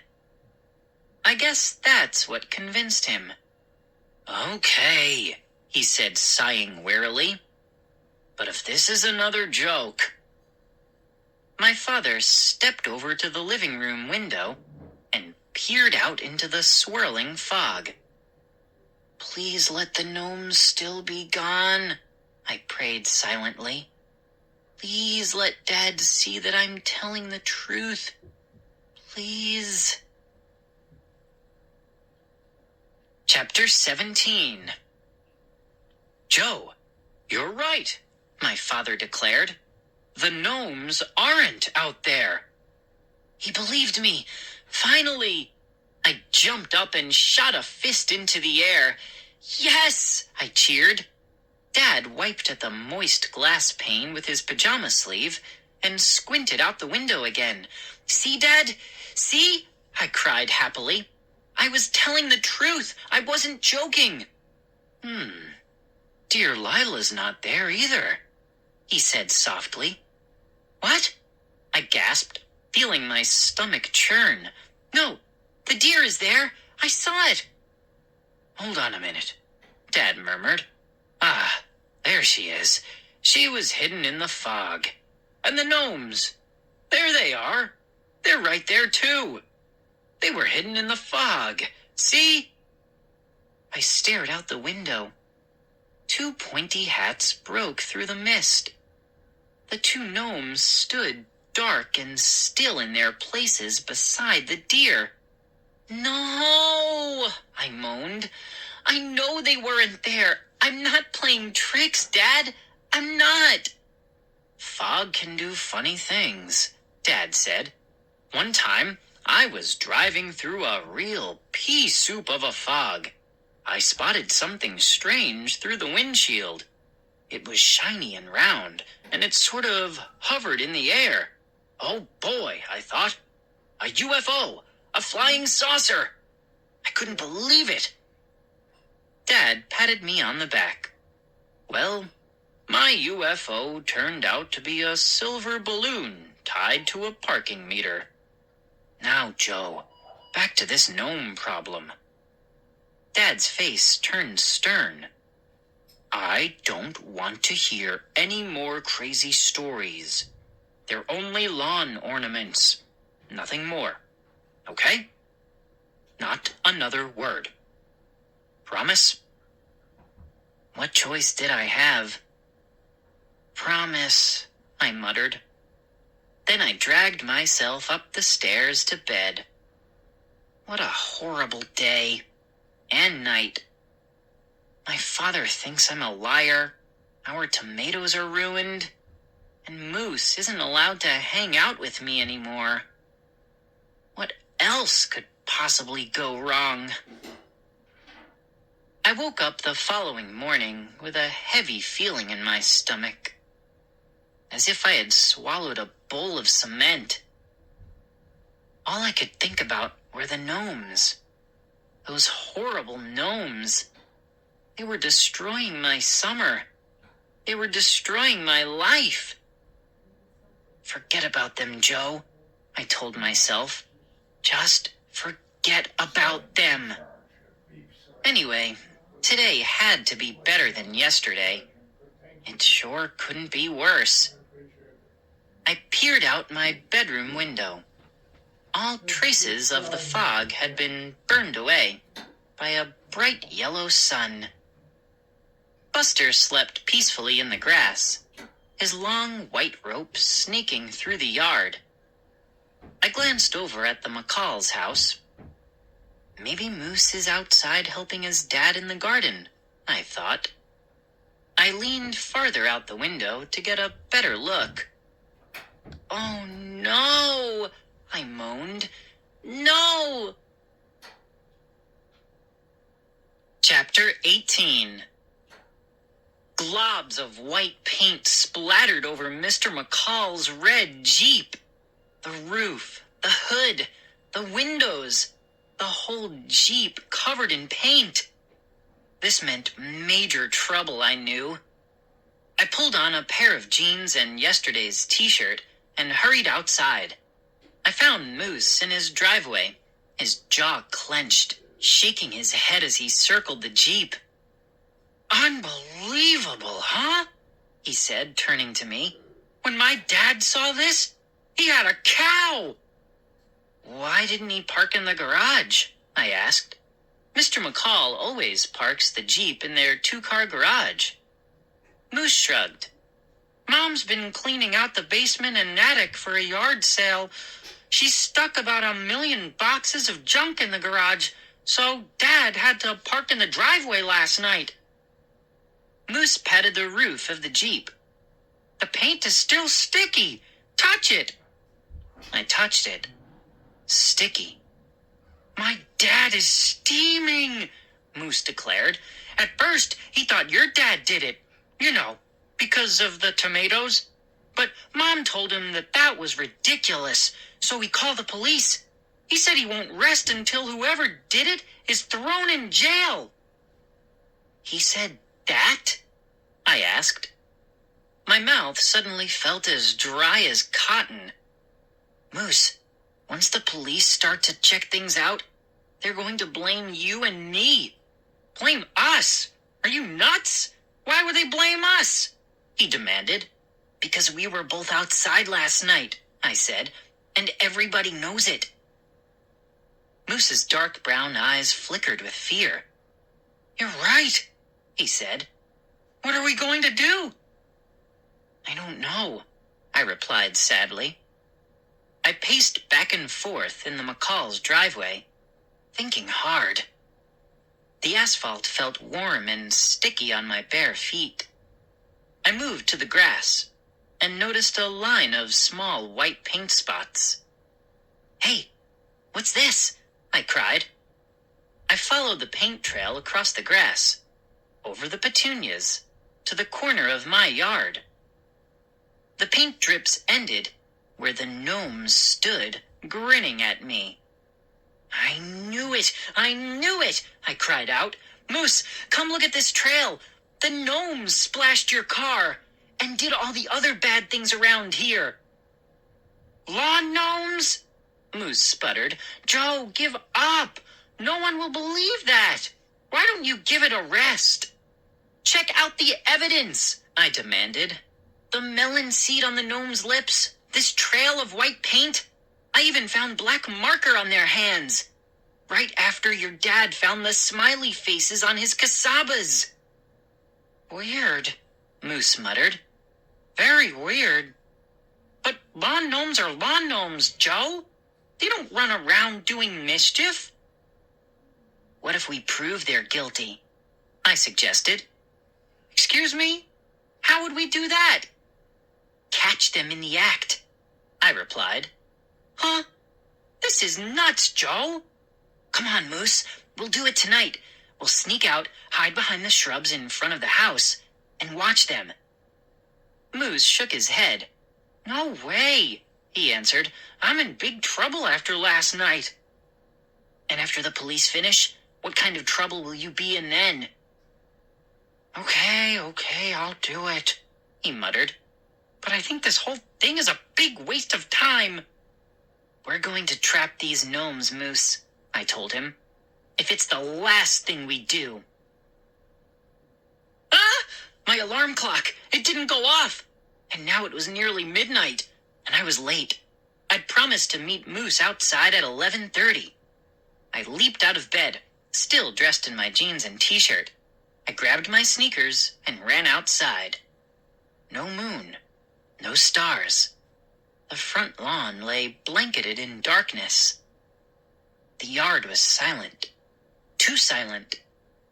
I glanced around for Moose. No sight of him. He probably went back inside when I didn't show. What should I do now? Stay out by myself? Or go back to bed? Something rustled in the bushes. I gasped. Joe! Joe! Over here! Moose whispered loudly. He popped his head out from behind the evergreen shrubs in front of my house and waved me over. I slid down next to him. Moose punched me hard on the arm. I thought you chickened out. No way, I whispered back. This was my idea. Yeah, your crazy idea, Moose replied. I can't believe I'm hiding behind a bush in the middle of the night, spying on lawn ornaments. I know it sounds crazy, but shh. Did you hear something? Moose interrupted. I heard it. A scraping sound. I reached into the shrub and parted the thick green branches. The needles clawed at my hands and arms. I jerked my arms out quickly. Too quickly. Blood dripped from my fingers where 2 needles had pierced right through my skin. The scraping sound came closer. My heart pounded in my chest. Closer. Moose and I sat there. We exchanged frightened glances. I had to look. I had to see what was making those sounds. I parted the needles once again and stared through the mass of needled branches. 2 small, glowing eyes met mine. Get it, Moose! Get it! I cried. Moose jumped up from behind the bush, just in time to see it scamper away. A raccoon! It was only a raccoon! I let out a long sigh. Sorry, Moose. We sat there a while longer. We parted the branches every few minutes to check on the gnomes. My arms were scratched raw from the rough needles, but the gnomes hadn't budged. They stood grinning into the night in their silly suits and hats. I groaned. My legs felt stiff and cramped. Moose checked his watch. We've been out here for over 2 hours, he whispered. Those gnomes aren't going anywhere. I'm going home. Wait a little longer, I begged him. We'll catch them. I know we will. You're a pretty good guy, Moose said as he parted the bushes for the millionth time. So I hate to tell you this, Joe, but you're as crazy as... He didn't finish his sentence. His mouth dropped open and his eyes nearly popped out of his pudgy head. I peered into the shrubs, in time to see the gnomes come to life. They stretched their arms over their heads and stroked their chins. They shook out their legs and smoothed out their shirts. They're moving, Moose cried, too loudly. And then I lost my balance and fell right into the bush. They've seen us, I realized. Now what? Chapter 19. No!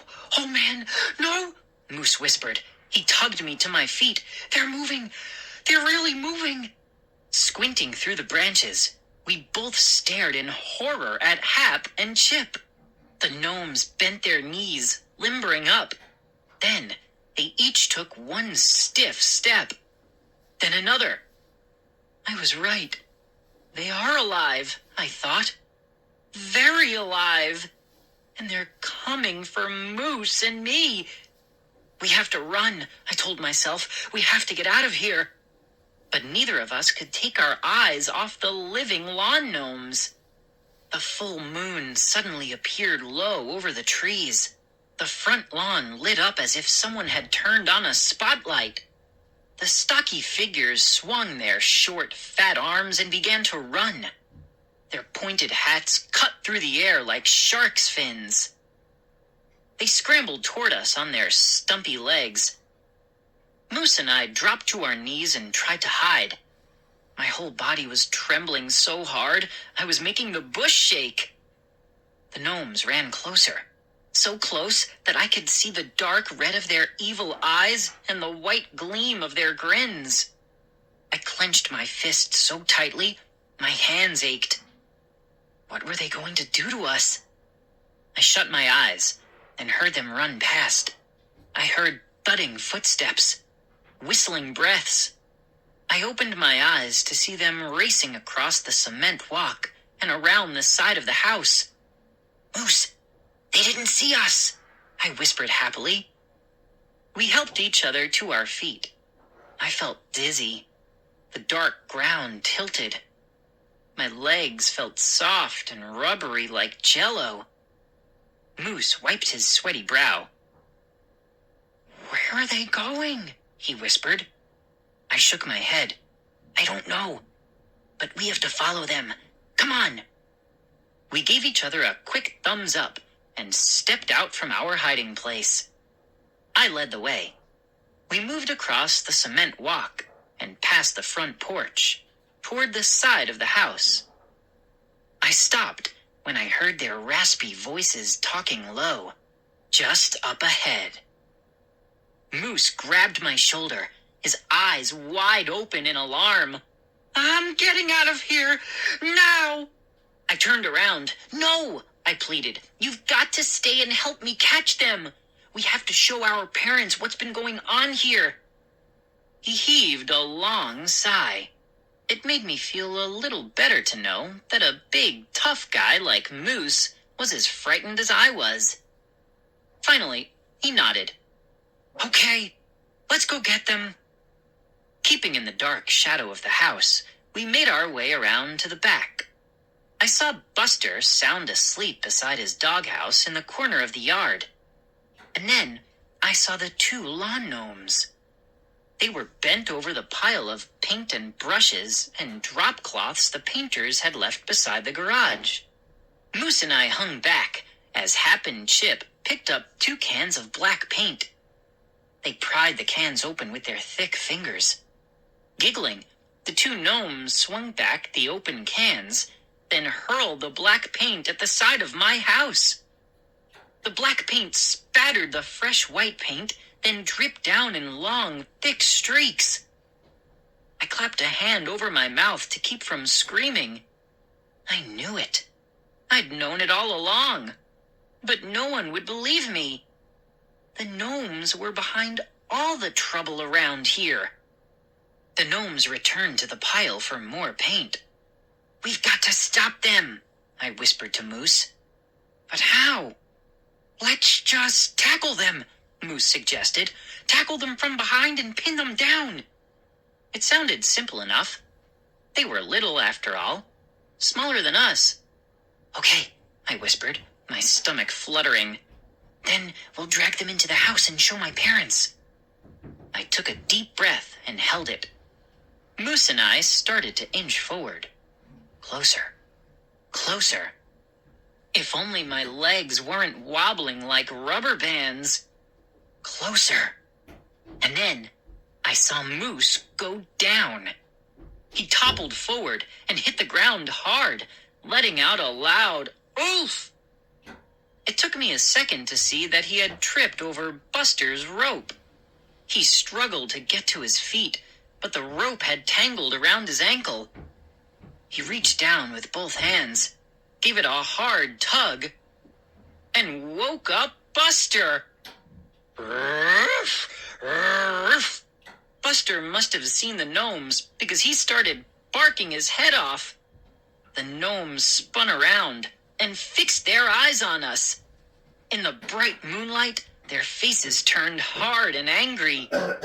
"Get them!" Chip growled. "Don't let them escape!" Chapter 20. "Run!" I screamed. Moose pulled at the rope to untangle himself.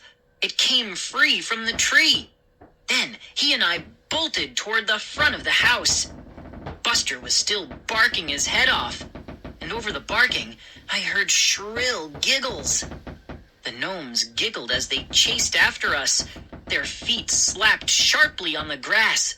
I glanced back, saw their stubby legs moving fast, a blur of motion.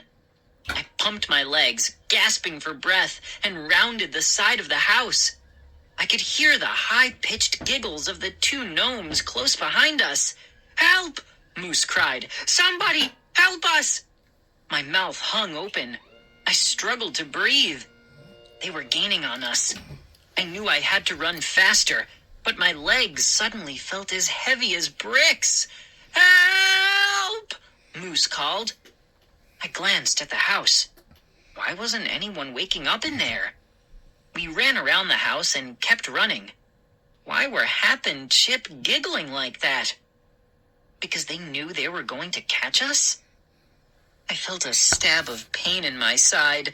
Oh no! A cramp. I felt Moose tugging me. "Don't slow down, Joe. Keep going." The pain sharpened like a knife in my side.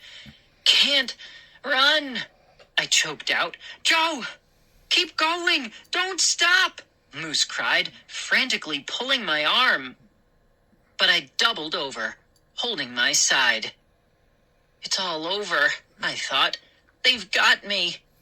And then the front door swung open. The porch light flashed on. "What's going on out here?" a familiar voice called. "Mindy." She stepped out, pulling at the belt of her pink bathrobe. I saw her squint into the darkness. "Mindy!" I called. "Mindy, watch out!" Too late. The gnomes grabbed her. Giggling loudly, they pinned her arms back, dragged her down the porch steps, carried her to the street. Chapter 21. Mindy thrashed her arms and kicked her legs, but the giggling gnomes had surprising strength. "Help me!" Mindy called back to Moose and me. "Don't just stand there! Help me!" I swallowed hard. The pain in my side faded. Moose and I didn't say a word. We just started chasing after them. They had already carried Mindy to the street. Their feet slapped on the pavement. In the light from the street lamp, I saw Mindy struggling to free herself. Moose and I hurtled down the driveway. "Put her down!" I shouted breathlessly. "Put my sister down! Now!" More giggles. They scurried past the McCall's house, past the next two houses. Moose and I ran after them, shouting, begging them to stop. And then, to our shock, they did stop. In the shadow of a tall hedge, they set Mindy down and turned to us. "We mean you no harm," Chip said. The gnomes' expressions were serious now. Their eyes peered at us through the darkness.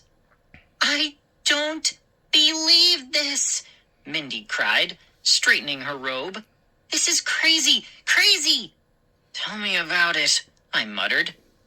"Please, listen to us," Hap rasped.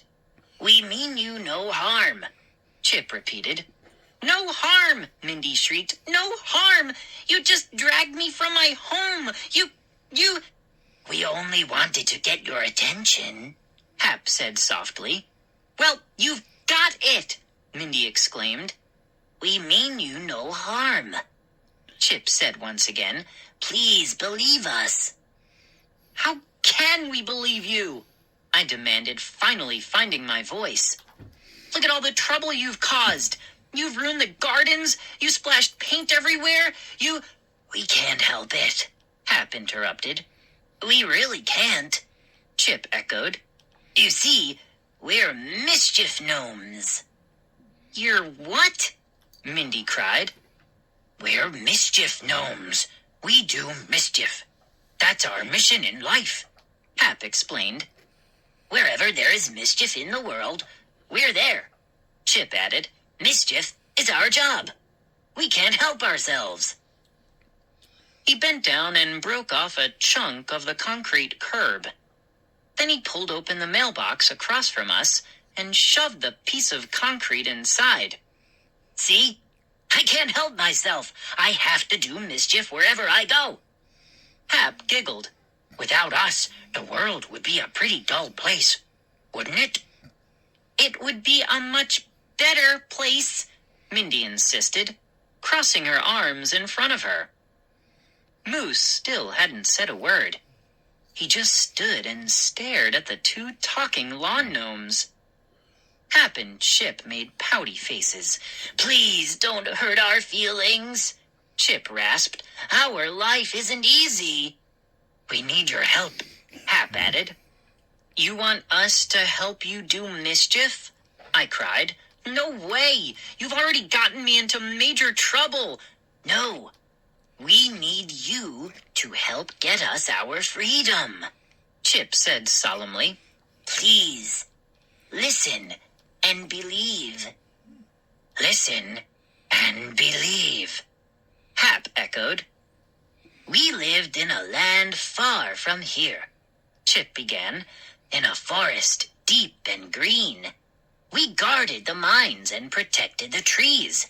We performed our mischief innocently. But we also did a lot of good. We were hard-working people, Hap told us, scratching his head, and we were happy in our forest home. But then the mines were closed and the forests were cut down, Chip continued. We were captured, kidnapped, and taken far from home. We were shipped to your country and forced to work as lawn ornaments. Slaves, Hap said, shaking his head sadly. Forced to stand all day and night. That's impossible, Mindy cried. Don't you get bored? How do you stand so still? We go into a trance, Chip explained. Time passes without our realizing it. We come out of the trance at night and go about doing our job. You mean mischief, I declared. They both nodded. But we want to be free, Hap continued, to go where we want, to live where we choose. We want to find another forest where we can live in freedom. Two tiny gnome tears rolled down his fat cheeks. Chip sighed and raised his eyes to me. Will you help us? Help you do what? I demanded. Help our friends and us escape? Chip replied. There are 6 others, Hap explained. They're locked in the basement, at the store where you bought us. We need your help to set them free. We can climb into the basement window, his friend continued, but we are too short to climb back out, and too short to reach the doorknob to let ourselves out through the door. Will you help us escape? Hap pleaded, tugging the bottom of my t-shirt. You just have to climb down into the basement, then help our 6 friends out the basement door. Please help us, Chip begged, tears in his eyes. Then we'll be gone to a deep forest, and we will never cause you any more mischief. That sounds good to me, Mindy exclaimed. So you'll do it? Hap squealed. They both began tugging at us, chirping, Please, please, please, please, please. Moose, Mindy, and I exchanged troubled glances. What should we do? Chapter 22. Please, please, please, please. Let's help them, Moose said, finally finding his voice. I turned to Mindy. I didn't usually ask her advice, but she was the oldest. What do you think? Mindy bit her lower lip. Well, look how much Buster hates to be tied up, she said. He only wants to be free. I guess everything deserves to be free. Even lawn gnomes. I turned back to the gnomes. We'll do it, I declared. We'll help you. Thank you, thank you, Chip cried happily. He threw his arms around Hap. You don't know what this means to us. Thank you, thank you, thank you, Hap squealed. He leaped into the air and clicked the heels of his boots together. Hurry, let's go. Now? Mindy cried. It's the middle of the night. Can't we wait until tomorrow? No, please, now, Hap insisted. In the darkness, Chip added, while the store is closed.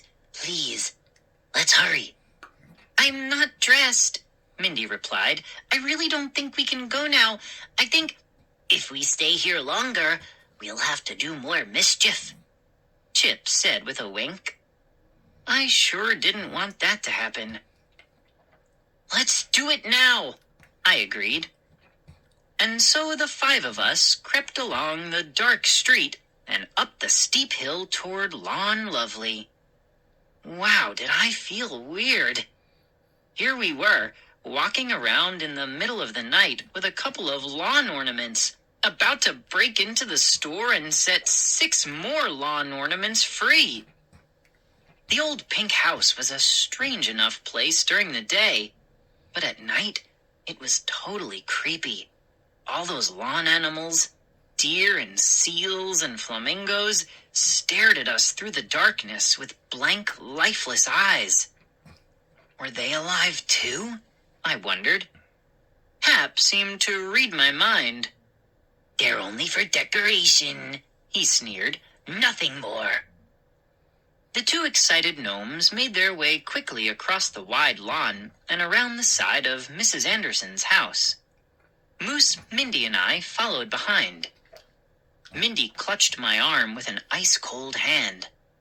My legs still felt wobbly, but my heart was pounding with excitement, not fear. Hap and Chip pointed to the long, low window of the basement. I knelt down and peered inside.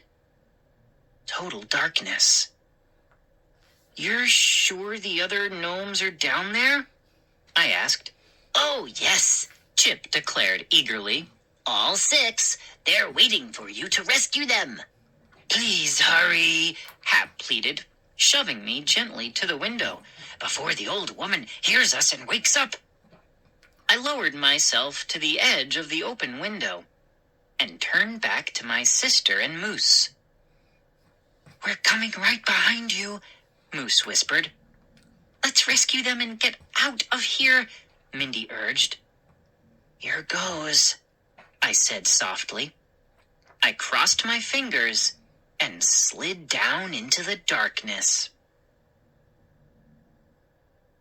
Chapter 23. I bumped over the window frame and landed on my feet.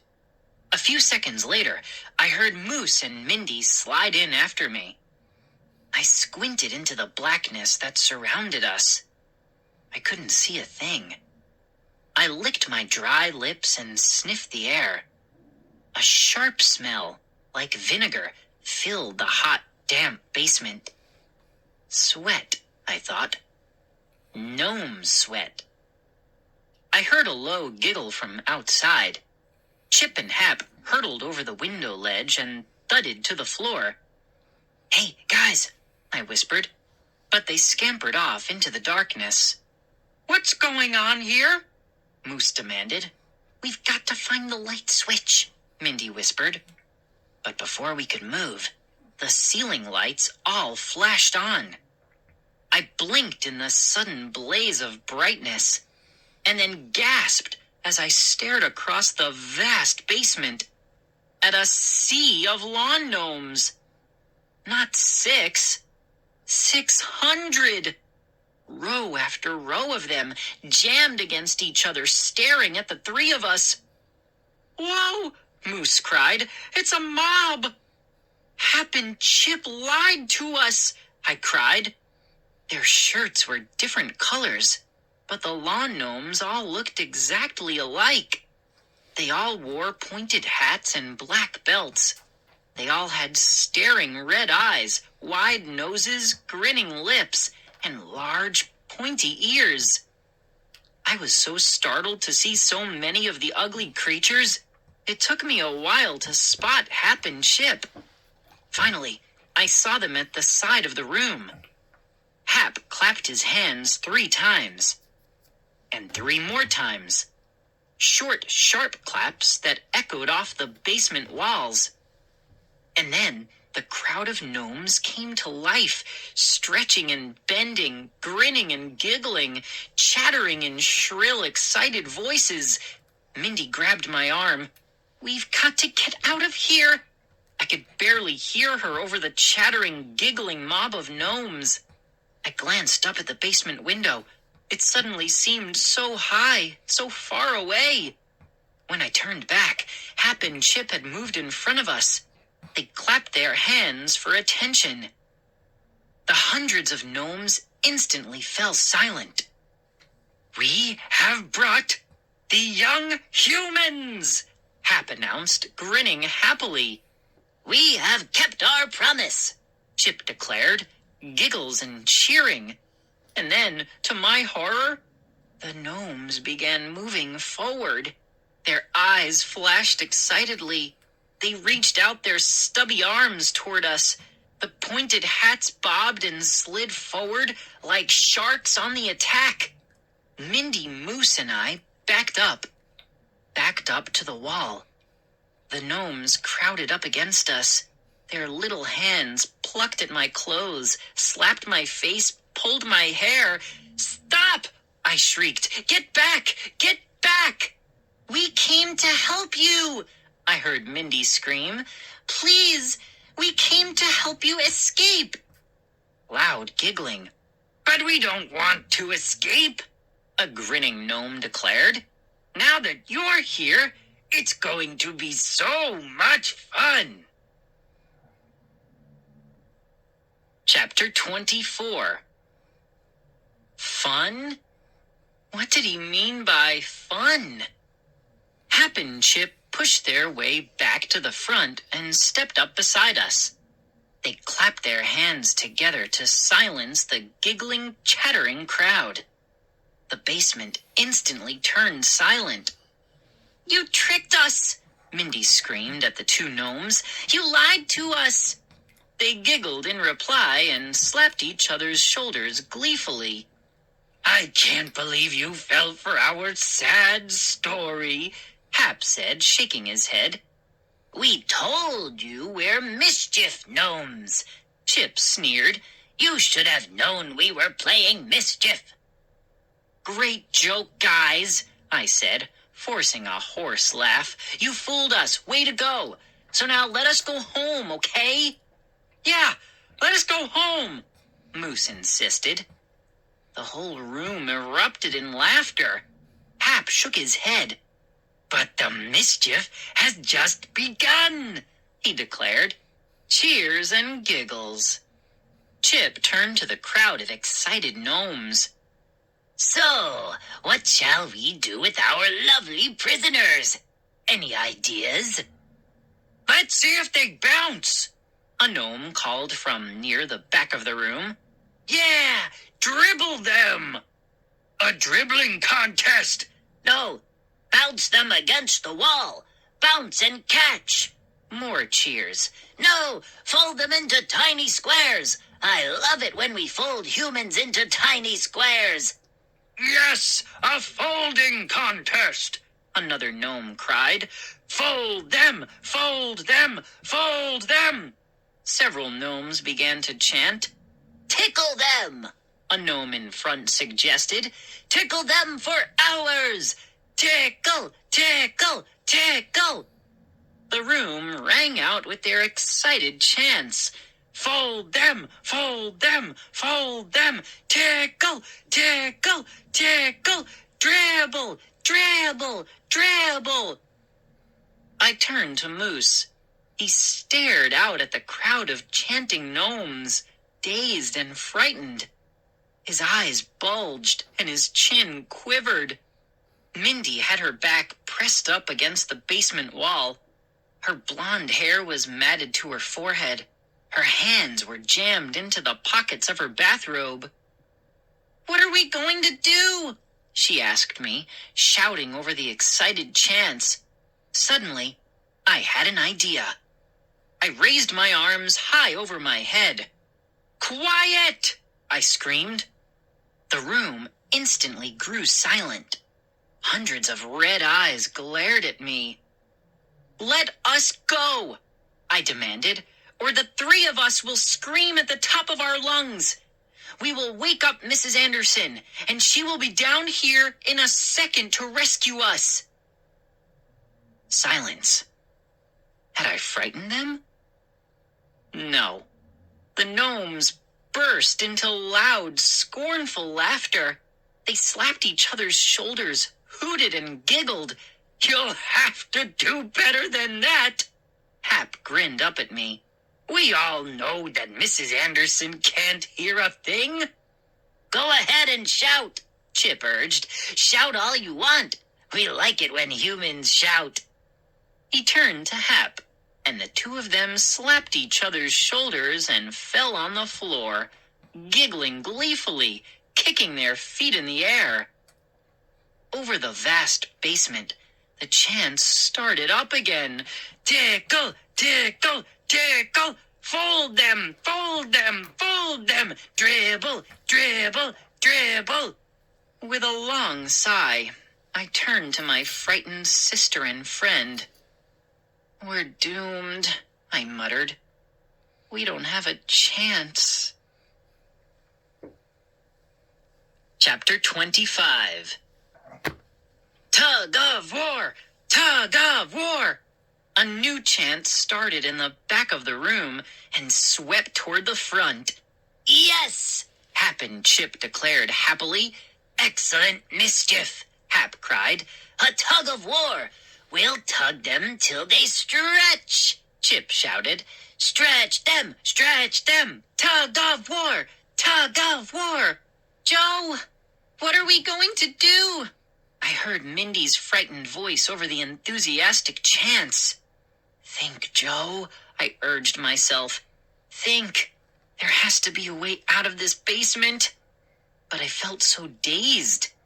The chants rang in my ears. The grinning faces leered up at us. My thoughts were a jumbled mess. "Stretch them, stretch them, fold them, fold them, tickle, tickle, tickle." Suddenly, over the shrill gnome voices, I heard a familiar sound. A dog's bark. Buster's bark. "Buster!" Mindy cried. "I heard him! I did too!" I exclaimed, turning and raising my eyes to the window above our heads. "He got loose when Moose pulled off the rope, and then he followed us. He must be right outside." I desperately wished Buster could talk, could run home and tell Mom and Dad that we were in terrible trouble. But he could only bark. Or could he do more? I suddenly remembered how frightened Hap and Chip appeared whenever Buster came around. The terrified expressions on their faces. My heart fluttered with hope. Maybe the gnomes are afraid of dogs. Maybe Buster can scare them into letting us go. Maybe he can even frighten them back into their trance. I edged closer to my sister, my back pressed against the wall. "Mindy, I think the gnomes are afraid of Buster. If we get him down here, I think he can save us." We didn't hesitate. All three of us started shouting up to the window, "Buster! Buster! Come here, boy!" Could he hear us over the chanting gnomes? Yes! His big head peered down at us through the window. "Good boy!" I cried. "Now, come here." Come down here, Buster. Buster's mouth opened. His pink tongue drooped from his mouth, and he started to pant. Good doggy, I crooned. Good doggy. Come down here, fast. Come, boy. Come, Buster. Buster poked his head into the window and yawned. Down, Buster, Mindy ordered. Come down here, boy. He pulled his head out of the window and settled down on the ground outside. I could see his head resting on his paws. No, Buster, I shrieked, shouting over the chance. Come, boy. Don't lie down. Come. Buster, come. Ruff? He pushed his head back into the window. Farther. Farther. That-a, boy. Come on, I pleaded. A little more. A little more. If you come down here, I'll feed you doggy treats 5 times a day. Buster cocked his head to the side and sniffed at the damp, sweaty air of the basement. I held my arms out to the dog. Please, Buster, you're our last chance. Please, hurry, come down here. To my dismay, Buster pulled his head out of the window, turned, and trotted away. Chapter 26. Mindy and Moose let out long, disappointed sighs. Buster deserted us, Mindy said softly. Her shoulders sagged. Moose dropped to his knees on the floor, shaking his head. Trampoline! Trampoline! The chant had changed. Hap grinned up at us. Maybe we'll use you for trampolines. That would be fun. It's almost time for a vote, Chip added, rubbing his hands together eagerly. Trampoline! Trampoline! Tug of war! Tug of war! I held my hands over my ears, trying to block out the sound of their shrill voices. Silence. Please let me have silence, I thought.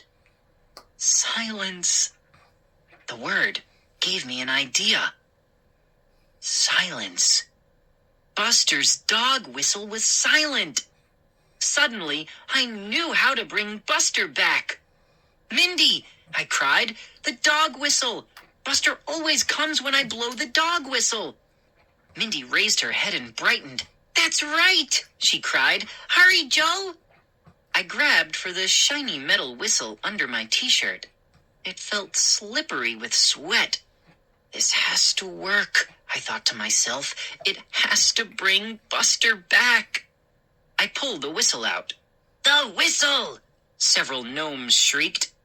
The room instantly grew silent. I raised the whistle to my lips. Quick, blow it, Mindy screeched. To my surprise, Hap and Chip both dove at me. They leaped up and slapped at the whistle. The whistle spun out of my hands. No! I cried in despair.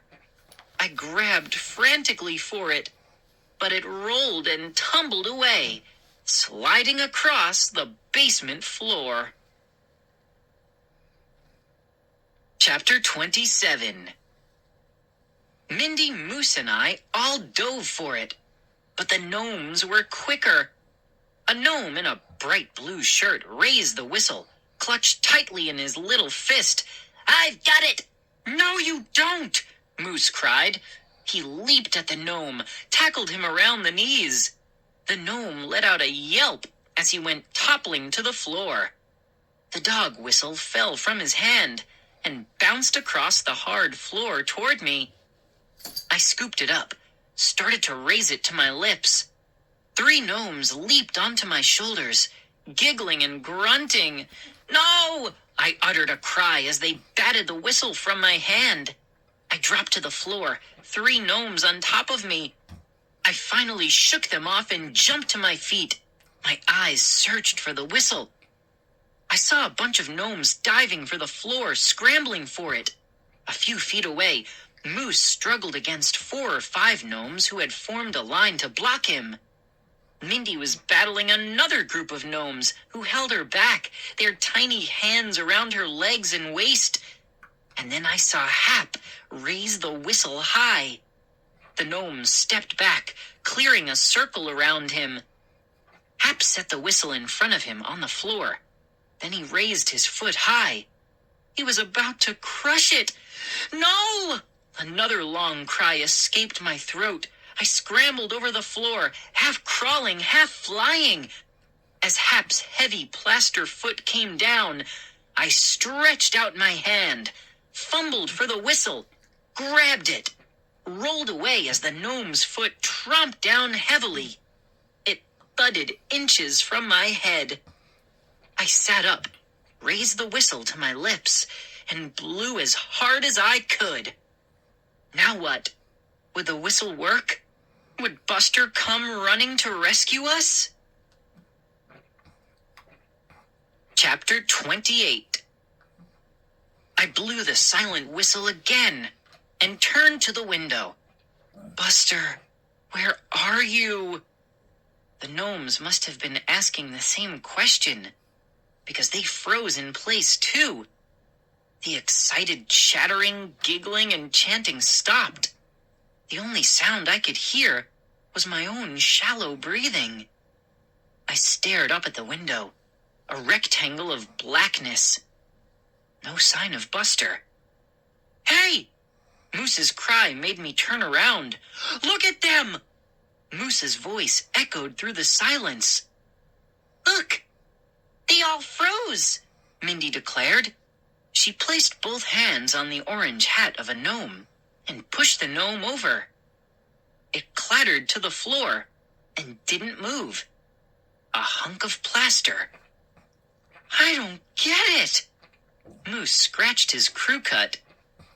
Still gripping the dog whistle tightly, I moved around the room, examining the frozen gnomes, pushing them over, enjoying the silence. Back in their trance state, Mindy murmured. But how? Moose demanded. Buster never showed up. If they weren't terrified of the dog, why did they all freeze up again? I suddenly knew the answer. I raised the whistle and blew it again. It was the whistle, I explained. It wasn't Buster. I had it wrong. They were afraid of the whistle, not the dog. Let's get out of here, Mindy said softly. I never want to see another lawn gnome as long as I live. Wait till I tell my parents about this, Moose declared. Whoa, I cried, grabbing his shoulder.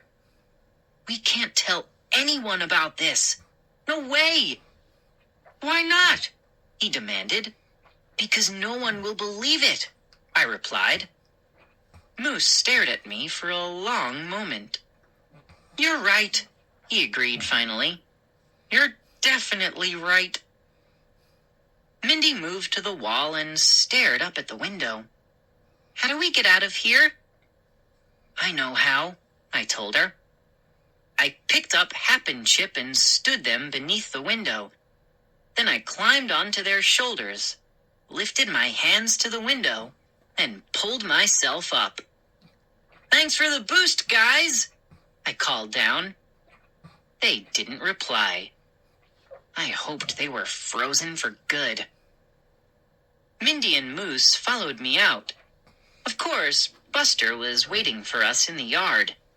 His stubby tail began to wag as soon as I appeared. He came running over and licked my face till I was sopping wet and sticky. Sorry, fella. You're a little late, I told him. You weren't much help, were you? He licked me some more. Then he greeted Mindy and Moose. Yay! We're out! We're out! Moose cried. He slapped me so hard on the back, I thought my teeth were going to fly out. I turned to my sister. Tickle, tickle, tickle, I chanted. Give me a break, Mindy cried, rolling her eyes for the 1,000th time that day. Tickle, tickle, tickle. I made tickling motions with my hands and started to chase her down the street. Joe, stop it! Don't tickle me! I'm warning you! Tickle, tickle, tickle! I knew I'd never forget those high-pitched chants. I knew I'd hear them in my dreams for a long, long time.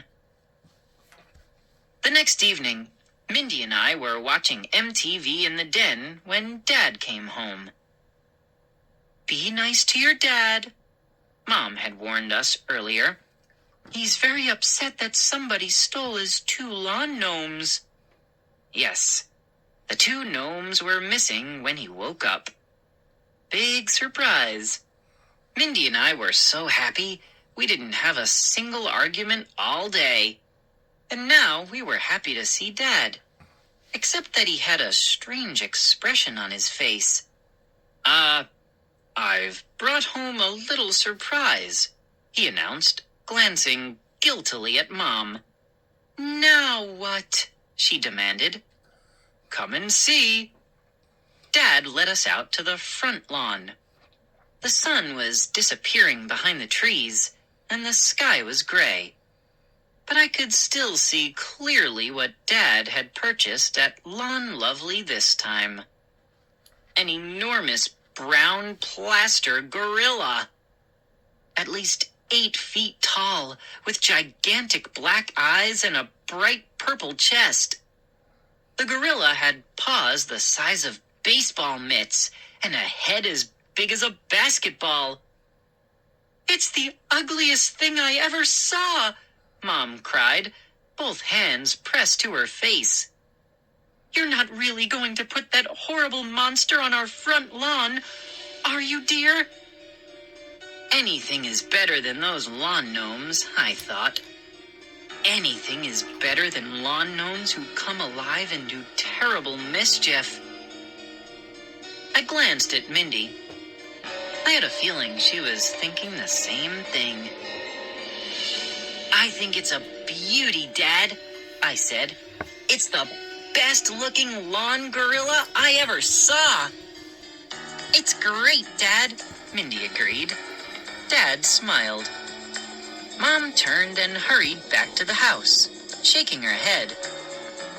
I glanced up at the gorilla's enormous purple and brown painted face. Be a good gorilla, I murmured. Don't be like those awful gnomes. Then, as I started to turn away, the gorilla winked at me.